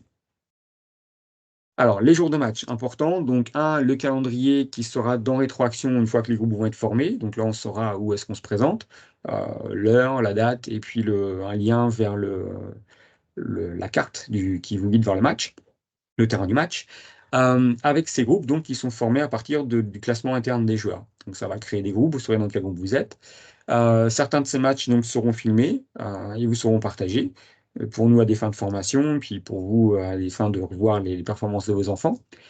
La date d'arrivée, donc comme j'ai spécifié tout à l'heure, pour les matchs, le rendez-vous pour les plus jeunes U8, U9, U10, c'est 30 minutes avant le match.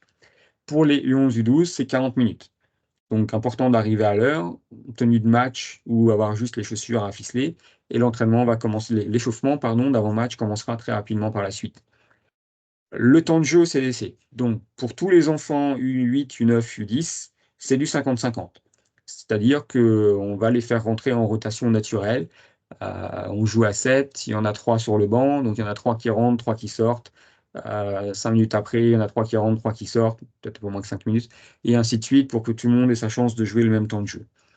Pour les 11 U12, on suit à peu près la même règle, mais il y a une certaine marge de progression. Moi, je dirais qu'il y a un shift où on peut donner en plus à certains enfants pour récompenser ceux qui sont les plus performants, les plus concentrés, les plus appliqués à la discrétion du coach.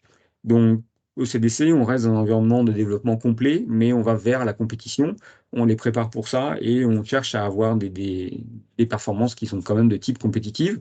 Donc, arrivant au 11 du 12, on est proche du 13, on commence à l'introduire aussi une compétition à travers le groupe pour que les plus méritants aient un petit peu de temps de jeu en plus. Ça reste minime, mais ça reste important quand même que ce soit là. Pour les gardiens de but, donc idéalement, c'est une rotation, c'est-à-dire qu'un enfant qui aime jouer dans les buts, il fait un demi-match dans le but et après il est remplacé par un autre joueur. Si on a deux gardiens dans le match, bon, bah, ça se fait assez naturellement et le reste du temps, le gardien devrait jouer sur le terrain.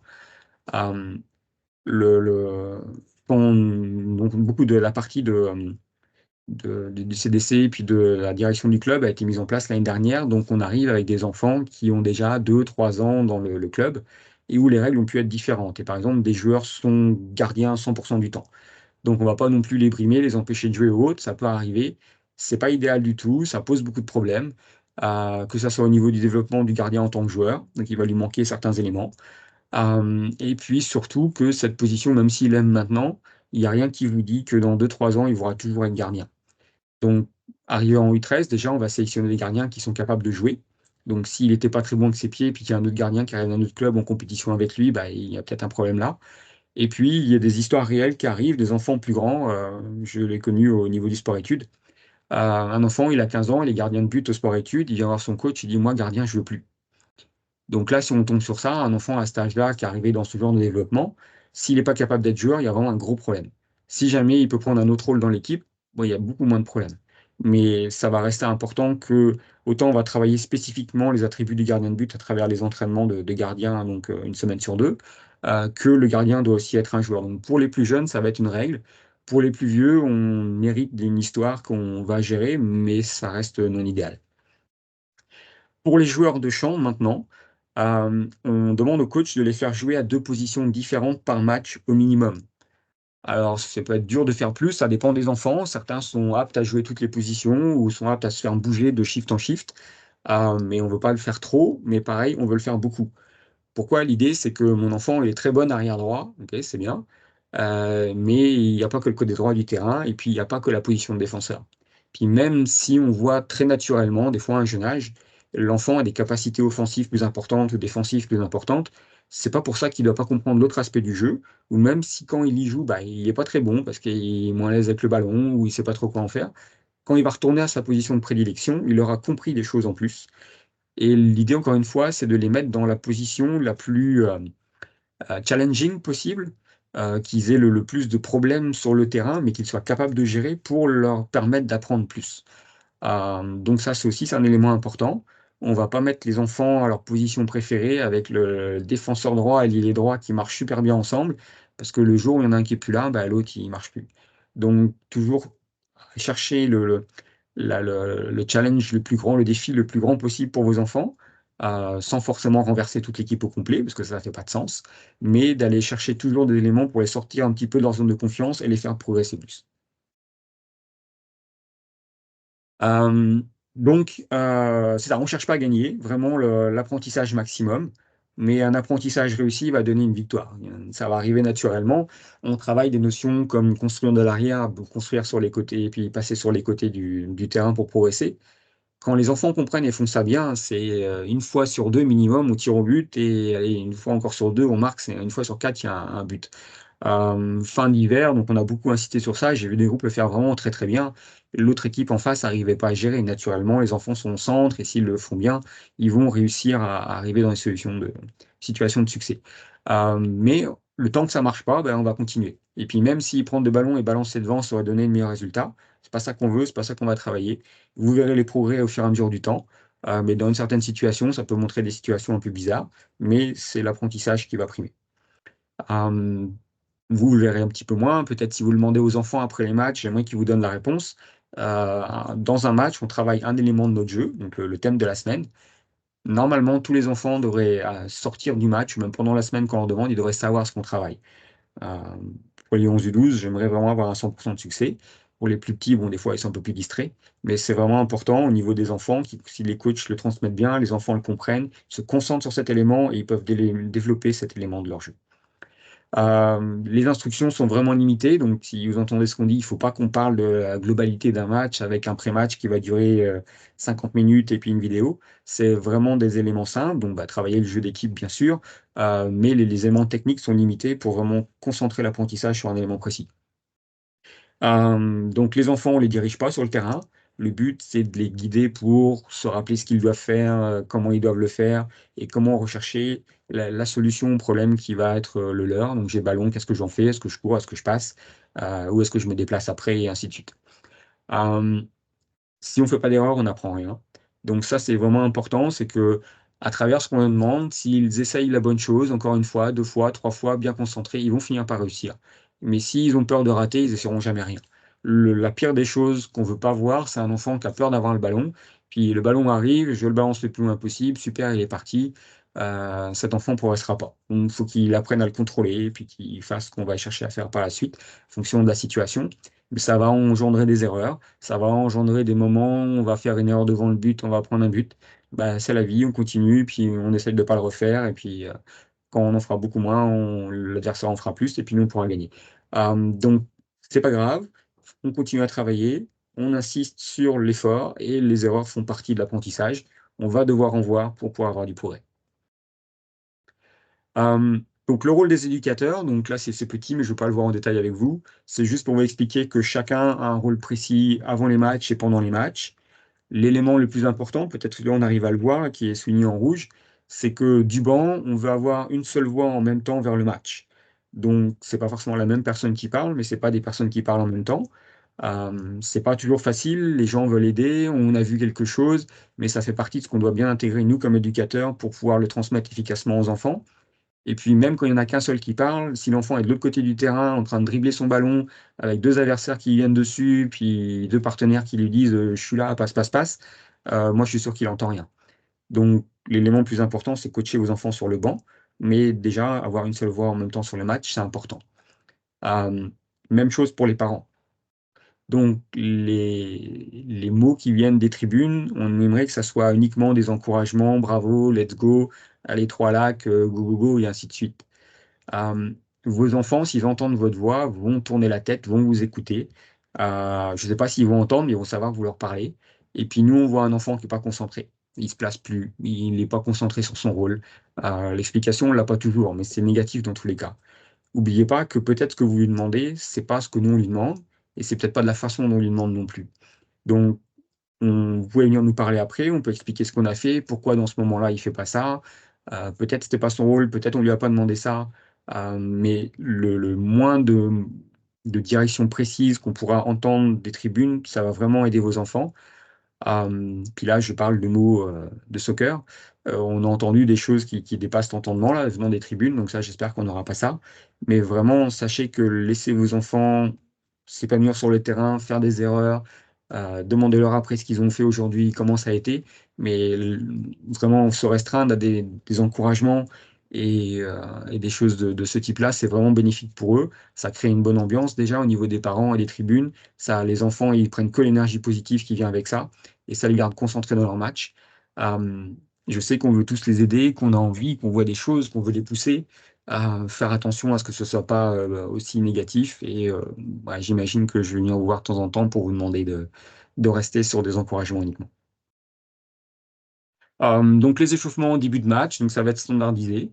L'idée, c'est de faire quelque chose qui est complet, qui fait du sens, qui les prépare bien en match, puis que les enfants soient aptes à changer d'équipe. Ils sont call-up, ils vont jouer avec les plus grands ou un truc comme ça, et qu'ils soient déjà habitués à cette routine de match qui va être importante. Donc que ça soit l'heure d'arrivée, l'entraînement, la petite causerie d'avant-match, on a une petite pause, l'arbitre vient nous voir, et le match commence. Cette approche mentale, donc arriver prêt avec ses protège-tibias, ses chaussures, son chandail, à être à l'heure, retrouver ses amis, commencer toute cette routine est une partie importante de la préparation à jouer un sport et va être intégrée à travers ces éléments. Même chose pour les gardiens de but, donc c'est plus au niveau de nos indicateurs, mais il y a aussi un échauffement spécialisé pour les gardiens de but qui est mis en place pour faire un échauffement spécifique et qui fait un maximum de sens, que ce soit pas quelque chose qui soit complètement non approprié pour vos jeunes enfants. Les systèmes de jeu, donc rapidement, voir ce que vous verrez sur le terrain. Donc, euh, basé sur le principe de jeu qu'on essaye d'appliquer avec les U13+, nous prenons des systèmes de jeu qui nous permettent d'implémenter les notions de base que vos enfants vont développer pour aller vers ces notions plus élaborées qu'on fera avec les équipes plus grandes, une fois qu'ils auront développé cette technique. Donc, à 7 contre 7, on va jouer avec deux défenseurs, trois milieux ou un attaquant, ou trois défenseurs, deux milieux, un attaquant. Donc, des animations un petit peu différentes, des choses à apprendre. Bien souvent, on va commencer en 2-3-1 parce que c'est plus simple. Par la suite, on peut évoluer si d'abord fonction du thème qu'on va travailler au jour le jour, et puis des capacités d'apprendre des enfants, et puis de ce que le coach se sent confortable d'aborder. Euh, Donc, vous ne verrez pas de système, par exemple, avec deux attaquants devant, où le but est de lancer le ballon le plus vite possible à un joueur rapide et marquer un but. C'est pas la façon dont on veut jouer, on veut apprendre à vos enfants à jouer. Donc, les systèmes sont plus orientés vers un jeu en possession, passer sur les côtés, faire avancer notre groupe pour pouvoir retrouver cet attaquant qui est devant, qui est souvent seul. Même chose pour les 11-12, donc plus de joueurs au milieu ou derrière, pour réussir à construire le jeu de façon organisée et à mettre en place des principes de jeu, jouer de l'arrière, à partir du gardien, utiliser la largeur du terrain, pour progresser à partir des côtés pour aller ensuite vers le but adverse. Alors, le code d'éthique et le code de conduite, je vais revenir sur lui, on va parler plus longtemps. Donc, ce sont des codes qui s'appliquent aux joueurs, aux éducateurs, aux parents. Donc, il y en a trois. Chacun va devoir signer sa version, là, joueur, éducateur ou parent. Sachez que quand vous êtes inscrit au club, dans les choses qu'on remplissait par rapport à l'inscription, l'inscription au club implique l'acceptation du code d'éthique, mais on va pouvoir le relire ensemble. Vous aurez une copie, vous pouvez le signer. Encore une fois, ça va être des notions très pleines de bon sens, mais qui ont besoin d'être rappelées et qu'on va les voir ensemble maintenant. Donc, dans le code éthique, donc, il y a trois sections. Là, on est sur la code éthique des parents. Donc, je vais aller très rapidement. Je vais quand même citer les notions parce qu'on a des fois besoin d'y revenir pour se rappeler certaines choses. Donc, on veut encourager les enfants à suivre les règles du jeu, bien sûr, sans recours à l'hostilité ou la violence. Alors, ne pas remettre en doute le jugement des officiels. Euh, les arbitres qu'on va avoir en match de vos enfants entre U8 et U12 sont des enfants. Une fois sur 100, on aura un adulte. Et même là, n'oubliez pas qu'un enfant qui se trompe, ah, c'est pas sa bonne touche, t'es nul ou n'importe quoi, c'est un enfant qui reçoit ce message. Ok. Donc, lui aussi, il va être touché par ce genre de remarques. Il s'est trompé, ça arrive. Il sait peut-être, il sait pas, c'est pas grave. Encore une fois, c'est vraiment pas important. Même s'il se trompe dans toutes ses décisions contre nous, bah voilà, encore un élément plus dur à gérer. Et puis à nous de faire mieux pour continuer à jouer notre match et peut-être à gagner. Euh, Vraiment important, que ce soit joueur, éducateur ou les parents. Sur ça, il faut vraiment faire attention et on va vraiment insister.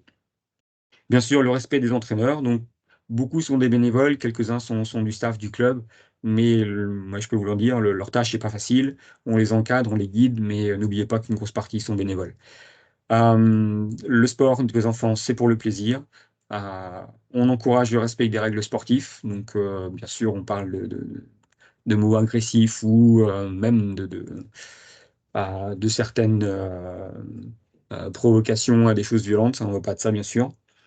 Nos enfants, comme les adversaires, sont des enfants, encore une fois, ok, donc si les autres sont bons, bah, tant mieux. Euh, on n'est pas être déçu si on a pris des buts, mais on ne s'arrête pas à ça. Aider vos enfants à développer leurs habiletés et leur esprit sportif. Donc les habiletés, c'est plus avoir beaucoup à toucher le ballon. L'esprit sportif va être un élément important à acquérir quand ils sont jeunes et que la frustration prend beaucoup de place. Euh, donc bien sûr, un effort honnête vaut autant que la victoire. Alors, c'est un principe du CDC. On va travailler fort pour progresser. Si on gagne, on est super content. Si on a bien travaillé mais qu'on n'a pas gagné, bah, il y a quand même du positif. Euh, donc on reste objectif avec nos enfants. Attention à Paris. Donc nous, on recherche les erreurs. On va les encourager à en faire, mais à progresser, bien sûr. Donc on ne ridiculise pas un enfant qui aurait commis une faute. Encore très important à travers l'esprit du groupe et les enfants par rapport à nos partenaires ou nos adversaires. Pas de discrimination, bien sûr. On appuie, en fait, on est contre tout ce qui serait violence verbale ou physique, donc on appuie tous les efforts qui permettent de la minimiser.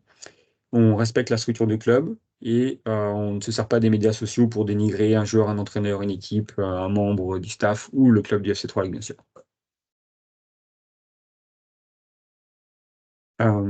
Le code de bonne conduite, bah, ça va rappeler ça dans les grandes lignes. Et ça va être la fin de la présentation avant les questions. Donc, se rappeler, c'est ça, que l'environnement dans lequel sont vos enfants, c'est leur jeunesse. Donc, ils viennent faire du soccer à travers un environnement qui est un environnement de jeunes.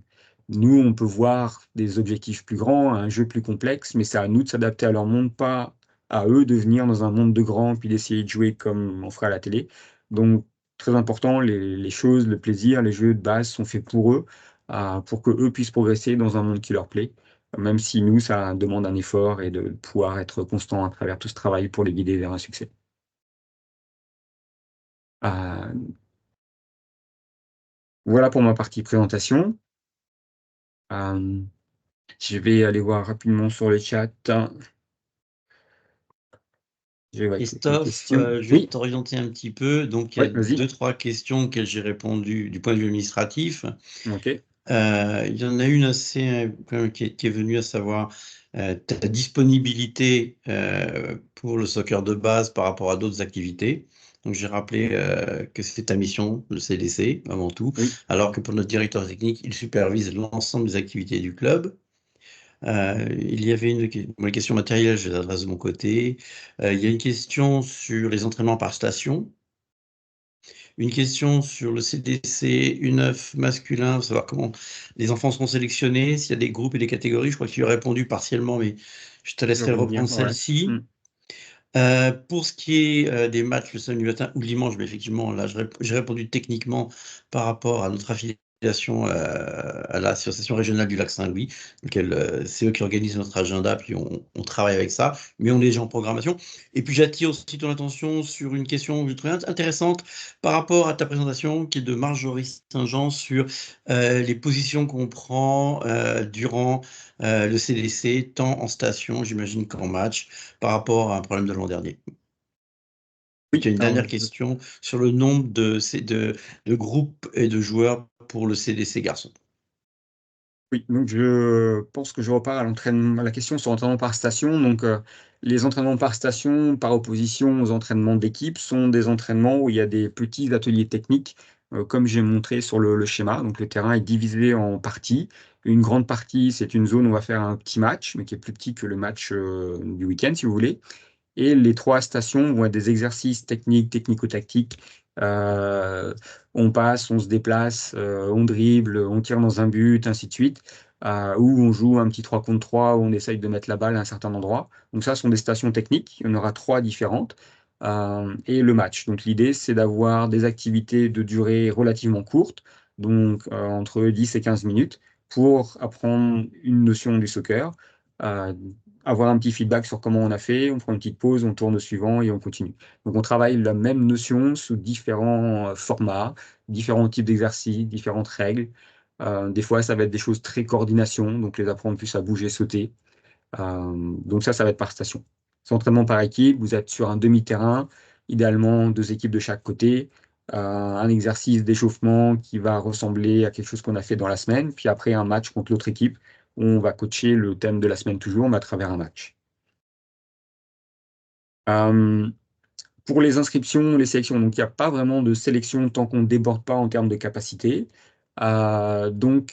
Si le groupe est plus grand, on va observer les enfants pour créer le nombre de groupes correspondant au nombre d'inscriptions qu'on a. Donc c'est encore en train de varier.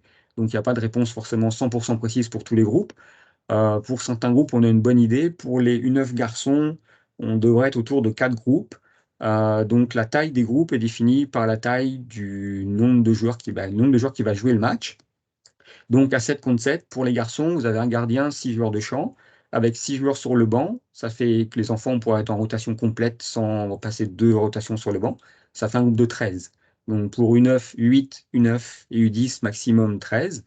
Pour les enfants 11-12 qui vont jouer à 9 contre 9, là on a un gardien, 8 joueurs, donc on est à 17 joueurs maximum par groupe.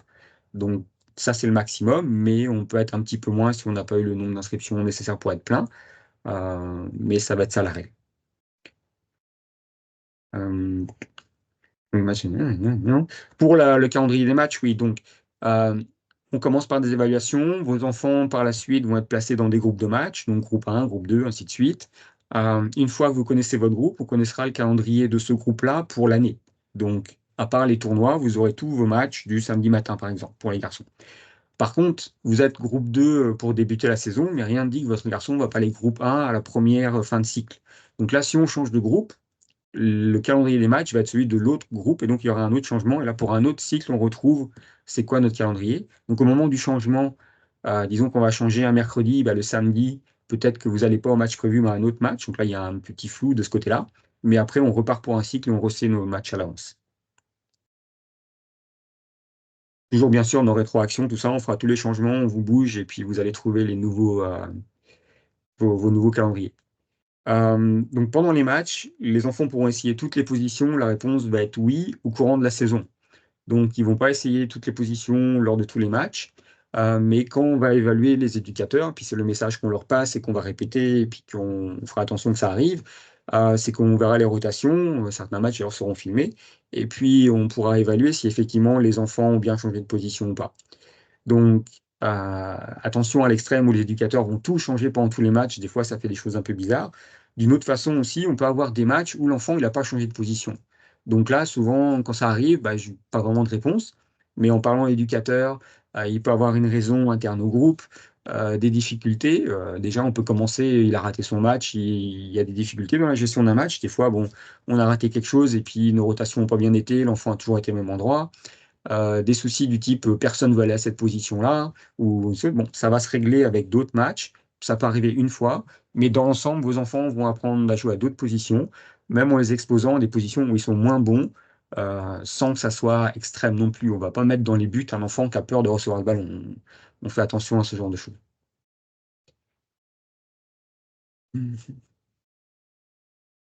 Donc le nombre de groupes dépend du nombre d'inscriptions, c'est pas encore ferme pour tous. Dans l'ensemble, on a plus qu'un groupe dans toutes les catégories. En tout cas, chez les garçons, maintenant, c'est déjà le cas. Euh, Je du prends côté des... une question, Christophe, ce matin, au Ouais. sujet en cas de pluie pour les matchs d'entraînement. Alors, le soccer est un sport d'extérieur, donc ça se joue sous la pluie. Je rappellerai que les plus grands pays au monde, en dehors des pays sud-américains, sont en Europe et en Europe du Nord souvent, donc ils jouent toute l'année. Dans le cas des matchs et des entraînements, ils ne peuvent être annulés que sur une décision de notre ARS et de Soccer Québec, c'est-à-dire un danger soit d'inondation, de risque pour la santé des jeunes.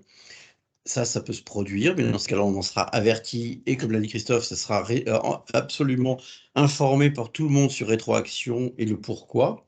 L'autre cas, c'est les risques météo de type orage. Donc, effectivement, il est interdit de mettre des enfants lorsqu'il y a des risques d'orage avec des éclairs. Et dans ces cas-là, tant l'éducateur sur le terrain peut prendre la décision pour préserver la santé de nos jeunes, mais aussi la direction du club peut intervenir à ce moment-là. Et nous, on avertit à la fois notre ARS et Soccer Québec qu'on a pris cette décision-là. Bien entendu, il y a un dernier point, c'est soit la santé publique, soit la ville dans laquelle nous nous trouvons au moment où on s'organise, qui peut le dire, nos terrains sont fermés pour des raisons de météo ou parce qu'il y a un risque par rapport à l'état des terrains. Merci. J'ai rajouté un élément, c'est que donc en cas d'entraînement, s'il pleut ou qu'il fait un peu froid, comme on a dit, la partie tenue devient plus souple et ils peuvent prendre un raincoat, ce genre de choses. Pour les matchs, il faudra jouer avec son chandail de match, quelle que soit la météo. Par contre, vous avez le droit de mettre des couches en dessous. Ou sur le banc, bien sûr, là on remet quelque chose au-dessus. Donc, on va pas les laisser avoir froid. Souvent, on va essayer d'utiliser des tentes quand on peut, mais on peut adapter la tenue des enfants pour fonction de la météo, du froid ou de la pluie. Christophe, je vois une question de Christina Carvalho. Pour Ouais, intervenir verbal, à ce moment-là, on peut peut-être ouvrir la séance avec lever la main pour que tu puisses prendre les questions. ouais, je vais prendre une dernière avant. Oui, si Christina veut déjà lever la main, comme ça on va pas l'oublier. Mais about the start of the season for U12. So U12 boys or girls will be the same, but not the same answer. So we start the same week. So next week for boys that will be on Monday, and for girls that will be on Thursday. But I will send the slides, and you will see the clear schedule that was in there. Also, because I will send this retroaction notification to everyone, you will receive a notification that it gives you access to retroaction, then to the schedule on the platform. So you will get all that, and if you lost, just write back, but that should be there. Je vais prendre la question, mais oui, les uniformes sont arrivés. Par contre, la distribution prend encore un petit peu de temps au niveau de la logistique, mais les nouvelles sont bonnes de ce côté-là. Je vais laisser la parole Christina, pardon, pour poser la question verbale maintenant, s'il vous plaît. Oui, Bonjour. J'ai une Bonjour. petite question pour vous. Je me suis informée, puis j'ai entendu dire que pour le U9 CDC pour les filles, actuellement, il y a un groupe. Dites-moi, quand on parle de faire des changements de groupe, comment c'est possible si jamais il y a juste un groupe? Comment ça va fonctionner? Oui, donc je vais vous donner l'exemple de cet hiver parce que c'est des cas qui sont arrivés. Donc cet hiver, on a eu des groupes qui étaient assez grands pour qu'on ait différents mouvements à travers les groupes. Certains groupes ne nous ont pas permis d'inscrire plus qu'une équipe dans la ligue hivernale qu'on avait. Donc on avait un seul groupe. Donc dans ce cas-là, ce groupe évolue ensemble. Et on maintient quand même un classement à l'intérieur du groupe pour montrer la place de l'enfant, la progression. Est-ce que le défaut il est plus technique, c'est plus le comportement, et ainsi de suite. Et puis, si jamais vous êtes quand même dans le haut du groupe et qu'il n'y a qu'un seul groupe, quand le groupe supérieur, donc là, si on parle des U9, les U10 par exemple, ont besoin de joueuses, on va appeler ces joueuses-là. Euh, Donc, idéalement, on voudrait vraiment qu'il y en ait deux, même s'ils sont petits. Après, ça dépend, il ne faut pas que ce soit trop petit, parce que la récompense et puis travailler dans des groupes plus homogènes, donc des enfants plus avancés, des enfants moins avancés, ça aide tout le monde. Mais si on ne peut pas, on en garde un, puis on va le travailler ensemble, tout en gardant une rétroaction, puis un feedback. Mais bien sûr, il n'y aura pas vraiment de mouvement s'il n'y a qu'un groupe. Parfait. Merci beaucoup. Avec plaisir. So girls or Donc, tu as la boys, question sur les when équipes, hein. CDC U12 season will start. Yeah, so yeah, because I said that in French and it's not in the presentation, I guess. So 11, 12, you play 9 aside. So there are 9 players on the field playing at once. 1 is the keeper and 8 are the field players. So if you have 8 more on the bench, that would be a full shift. So 8 on the bench and on the field and the keeper, that would be 17. So that's the maximum. That's at the maximum for our groups because we don't want more than that on the bench at one point so that you make the rotation and someone is left for the next rotation. That's really poor. So we'll get that hard limit. Now, that does not mean that all the groups will be filled and we'll get to that limit, but that will be for U11 or 12. It will be, I don't know, 14, 15, 16, or 17 players maximum, so that they can all play and have some kind of rotation. Ideally, for U9, for your 9v9, you would like to get like 13 players to do one game. So you have just 4 on the bench so that the rotations are faster, but we can go up to 17. Pour l'uniforme qui n'est pas obligatoire la semaine prochaine, je vais dire non, mais peut-être qu'il y aura une très bonne nouvelle et qu'il y aura une distribution le jour où, je dirais, le jour de du premier entraînement. Mais bien sûr, en plus pour les évaluations, on va porter des dossards pour pouvoir faire l'évaluation. Donc, ça ne sera pas très visible, mais idéalement, ils l'auront, mais on ne peut pas garantir. Donc, bien sûr, venez habiller. Ah, par contre, les chaussures, les protèges tibia non négociables. Si vous n'avez pas de grandes chaussettes et que ça pose problème, je dirais passer au club avant. Sinon, on en aura peut-être quelques-unes pour vous prêter des anciens modèles, en fait, pour pouvoir mettre le jour J et avoir des protèges tibia protégés par des chaussettes. Mais pour le reste de l'équipement, bien sûr, on sera flexible. Je voudrais juste rebondir sur cette question-là. Plus généralement, parce qu'on a souffert un peu l'an dernier. Alors, je vais le dire en français. Oui, tous les uniformes de match, que ce soit les blancs ou les noirs, et tous les maillots d'entraînement, tous les maillots de gardien de but, tous les shorts et tous les bas sont arrivés au club. Ils ont été livrés à mon équipe. Et pour l'instant, le bureau est en train de compter par carton, par groupe, par tranche d'âge. U8, U9, U10, U11, U12, que nous avons bien tout ce qui correspond à la commande. So I'm going to say in English too. All uniform have been delivered to the office. Now, with my team, we are counting all the boxes and everything is inside to be sure everybody's covered. That include jerseys and uniform kits for games, for practices, but also the full kit for goalkeepers. So I know that some of them were a little bit not happy last year. This year we are very good.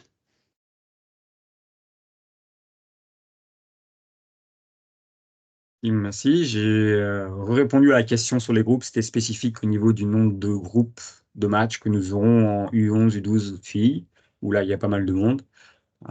Voilà. Mais pour l'instant, on a 2, mais si on a plus, on pourrait être 3 aussi, il n'y a pas de problème.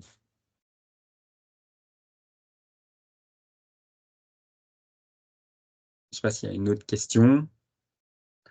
Just to reinforce the question from Derby, At this stage, we are 2 to 3, but registration is still open until end of May, because last year we noticed that most of the registration of the club are very late. It's something very specific, so we'll count on that to let you know at the end of the registration.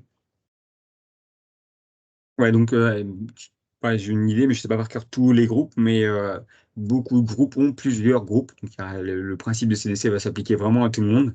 Vraiment, quelques groupes n'ont pas encore le nombre d'inscrits, vont faire 2 groupes, et on espère que ça va être le cas pour tout le monde. Yeah, U9. So if you play 7 aside or you play 9 aside, so U8, U9, U10, or U11 and U12 rules are different. So there are no rules for slide tackles. This is a movement that is allowed in soccer. So as long as you play the ball wherever the edge, this is allowed. That might be different, like when you play futsal, depending on your division, but not in outside soccer. But offside, throw-ins, clearance from the keeper, the retreat line, all these rules are a bit different for different age. So we'll send detail to you, like kind of guideline of that, so that you know what you see on the field as well. But that will be explained to the kids during the practices and before the game. Pour ce qui est des coachs, et oui, un élément important que je dois dire ici là. Donc, on commence par des évaluations. On regarde les enfants, on les place dans des groupes en fonction d'un certain classement. Tant que ça, c'est pas fait, on ne sait pas où sont les enfants. Donc, on ne sait pas où sont les parents qui vont nous aider. Donc, pour l'instant, les coachs, on a identifié des gens, bien sûr, mais on ne sait pas exactement quel groupe ça va créer. Par la suite, donc, un membre du staff est dans chacun des groupes d'âge et sera placé pour être le plus présent dans les groupes qui ont le plus besoin. Donc, ça, c'est pas encore fixe. Ça va se faire après les évaluations, en fait, pendant les évaluations et après. Donc, on n'a pas encore de. Même pour les coachs qui me demandent, pour l'instant, il y en a certains où le staff, ils sont vraiment encore flottants. Parce que ça, d'abord, c'est l'évaluation des enfants. Ils vont être dans le groupe où ils doivent être en fonction de leur évolution, de leur développement, pas en fonction des parents. Et c'est un autre élément important. Si pendant la saison, des enfants évoluent, et ça m'est arrivé l'année dernière, on avait 2 coachs dans un groupe. On fait les classements, les 2 enfants se retrouvent dans les candidats à changer de groupe, changent de groupe, plus de coach. À ce moment-là, c'est à nous au club de trouver un autre membre du staff qui peut nous aider. Les parents qui nous aident ne sont pas bloqués dans leur groupe, et l'enfant n'est pas bloqué là non plus parce que le parent est là. Vice-versa pour un enfant qui serait dans le groupe 1 et qui pourrait descendre.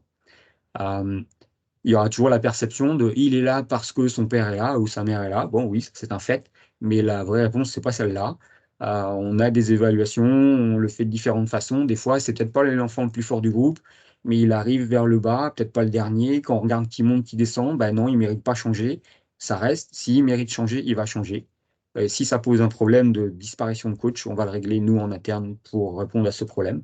Mais on laisse vraiment tout été pour que les enfants évoluent à travers leur propre développement et que les problèmes soient chez nous, pas chez eux.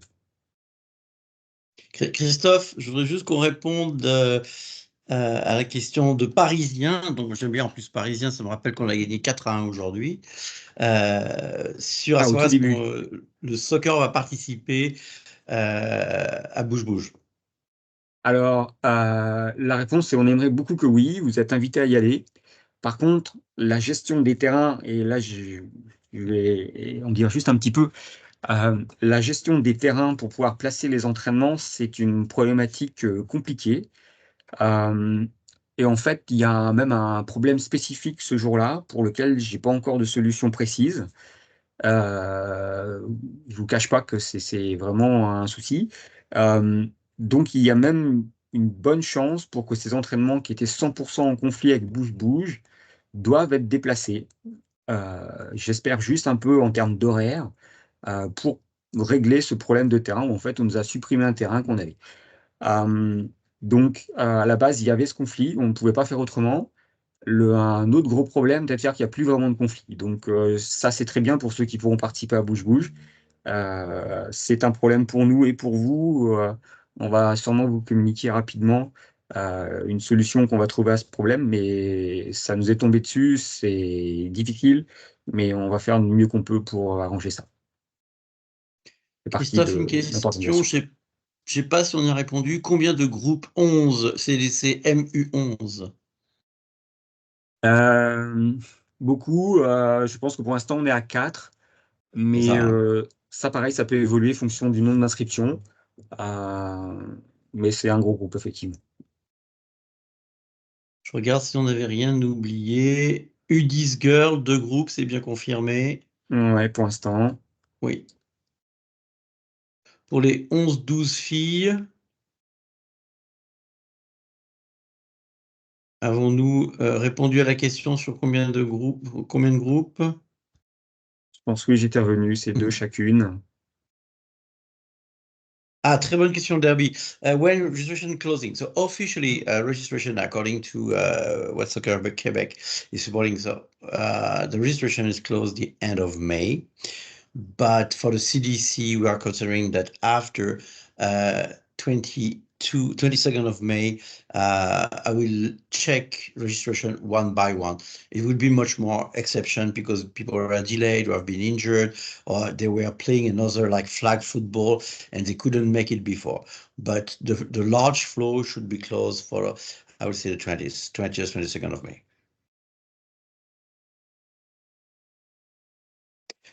Because it's also tied to another question. So when start CDC from the league standpoint? The league start in May 20th, if I'm not wrong, Christoph? No, the weekend after. The weekend after. Yeah.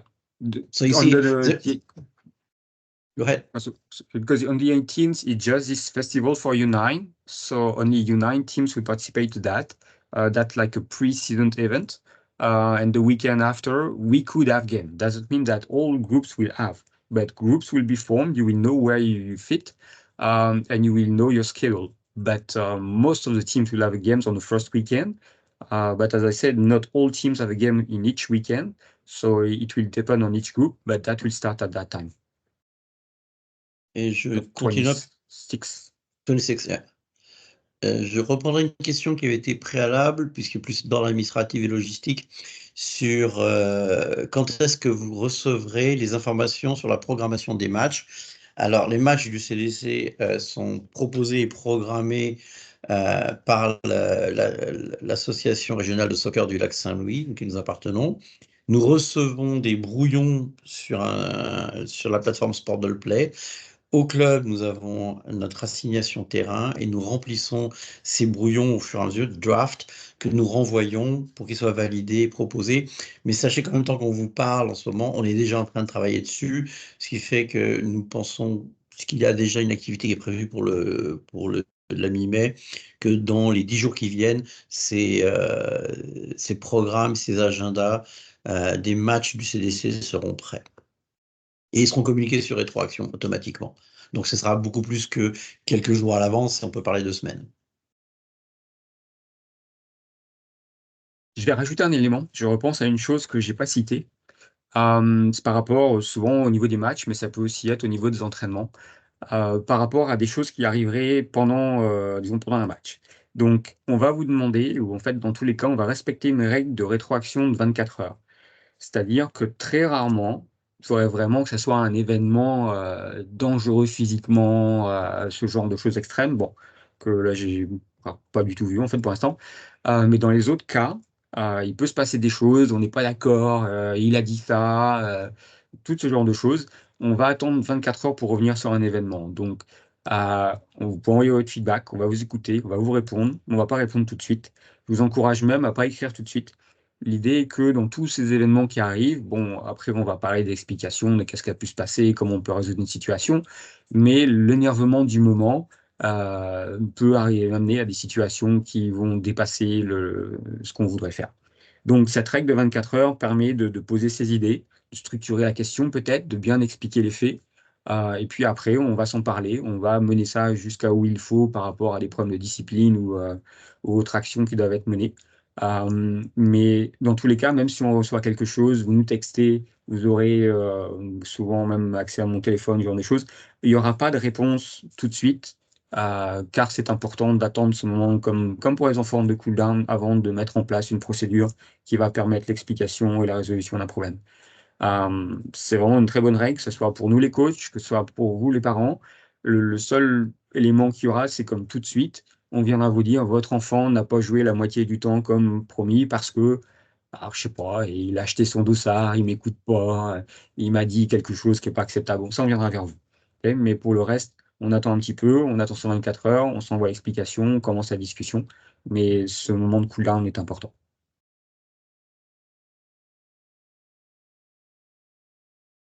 Yeah, no playoff at all, tournaments.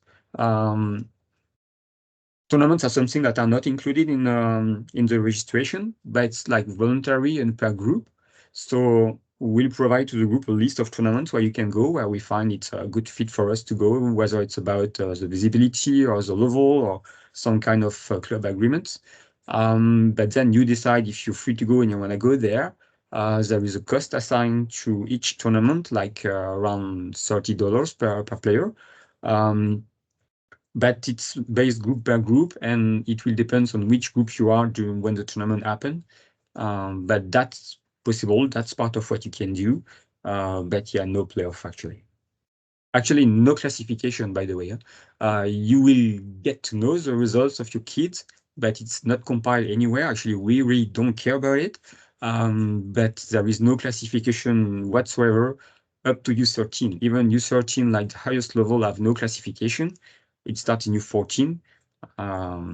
So no playoff as well.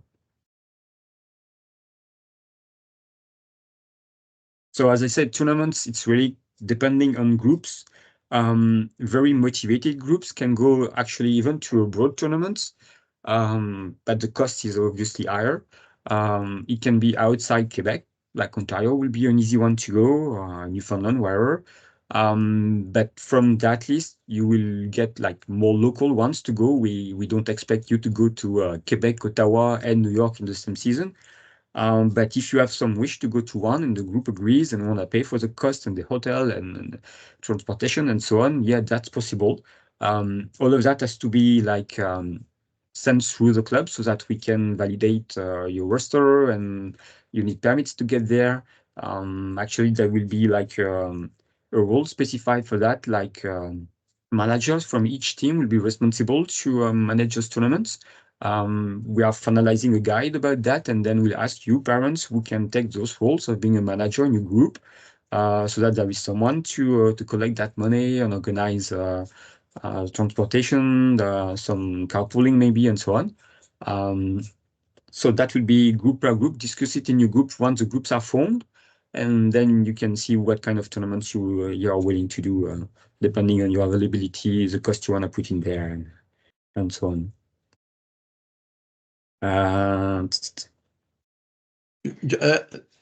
Christophe, Ouais. just one specific answer to how many tournament. Commit to one is an obligation, I will say. The one from your club. End of September, la Coupe Trois Lacs. For the CDC, it's something that we cannot avoid. It's our image, our reputation. It's the way to show to the rest of Quebec how we play soccer at Trois Lacs.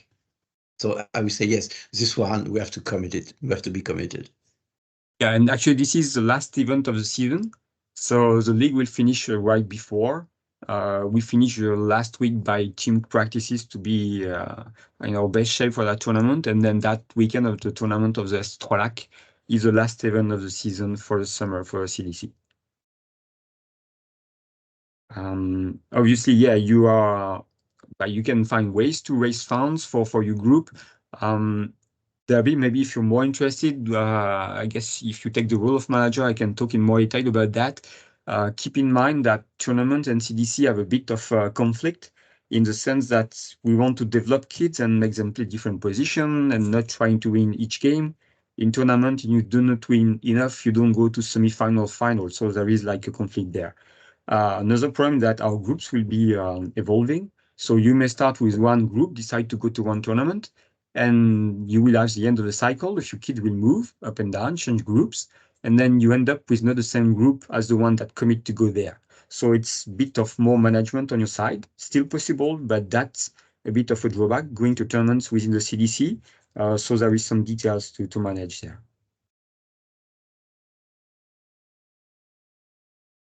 Entraînement U11 féminin. Donc, toutes les filles commencent le jeudi, le 2 mai, à 18h45, chaîne bleue. Au début, vous êtes toutes ensemble. Quand il y aura le pré-CDC à partir du 20 mai, les filles U11, U12 sont dans le deuxième bloc. Mais toutes les filles commencent le jeudi 2 à 18h45.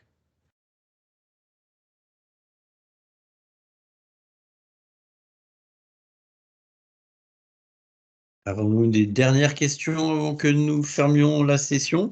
Bien entendu, j'ai répondu à des courriels en parallèle pour savoir si les enregistrements sont disponibles. Effectivement, vous pouvez voir que nous avons 2 heures d'enregistrement et nous le mettrons à disponibilité de tous les membres du club.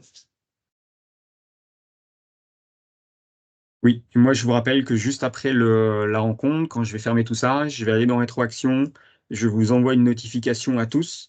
Donc vous aurez ces liens pour aller vers l'application. N'oubliez pas de créer votre compte si vous avez besoin. Et vous verrez donc ces entraînements, les premiers entraînements par groupe, tous vos enfants sont là. Et tous vos emails devraient être là. Si jamais d'ailleurs il en manque, vous voulez rajouter un autre parent qui ne serait pas là, un deuxième email pour vous, vous pouvez nous écrire, on pourra le faire donc au fur et à mesure.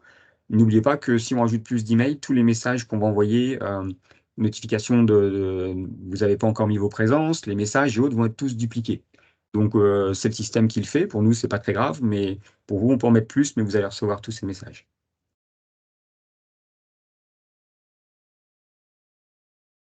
Dernier tour de table, y a-t-il une dernière question?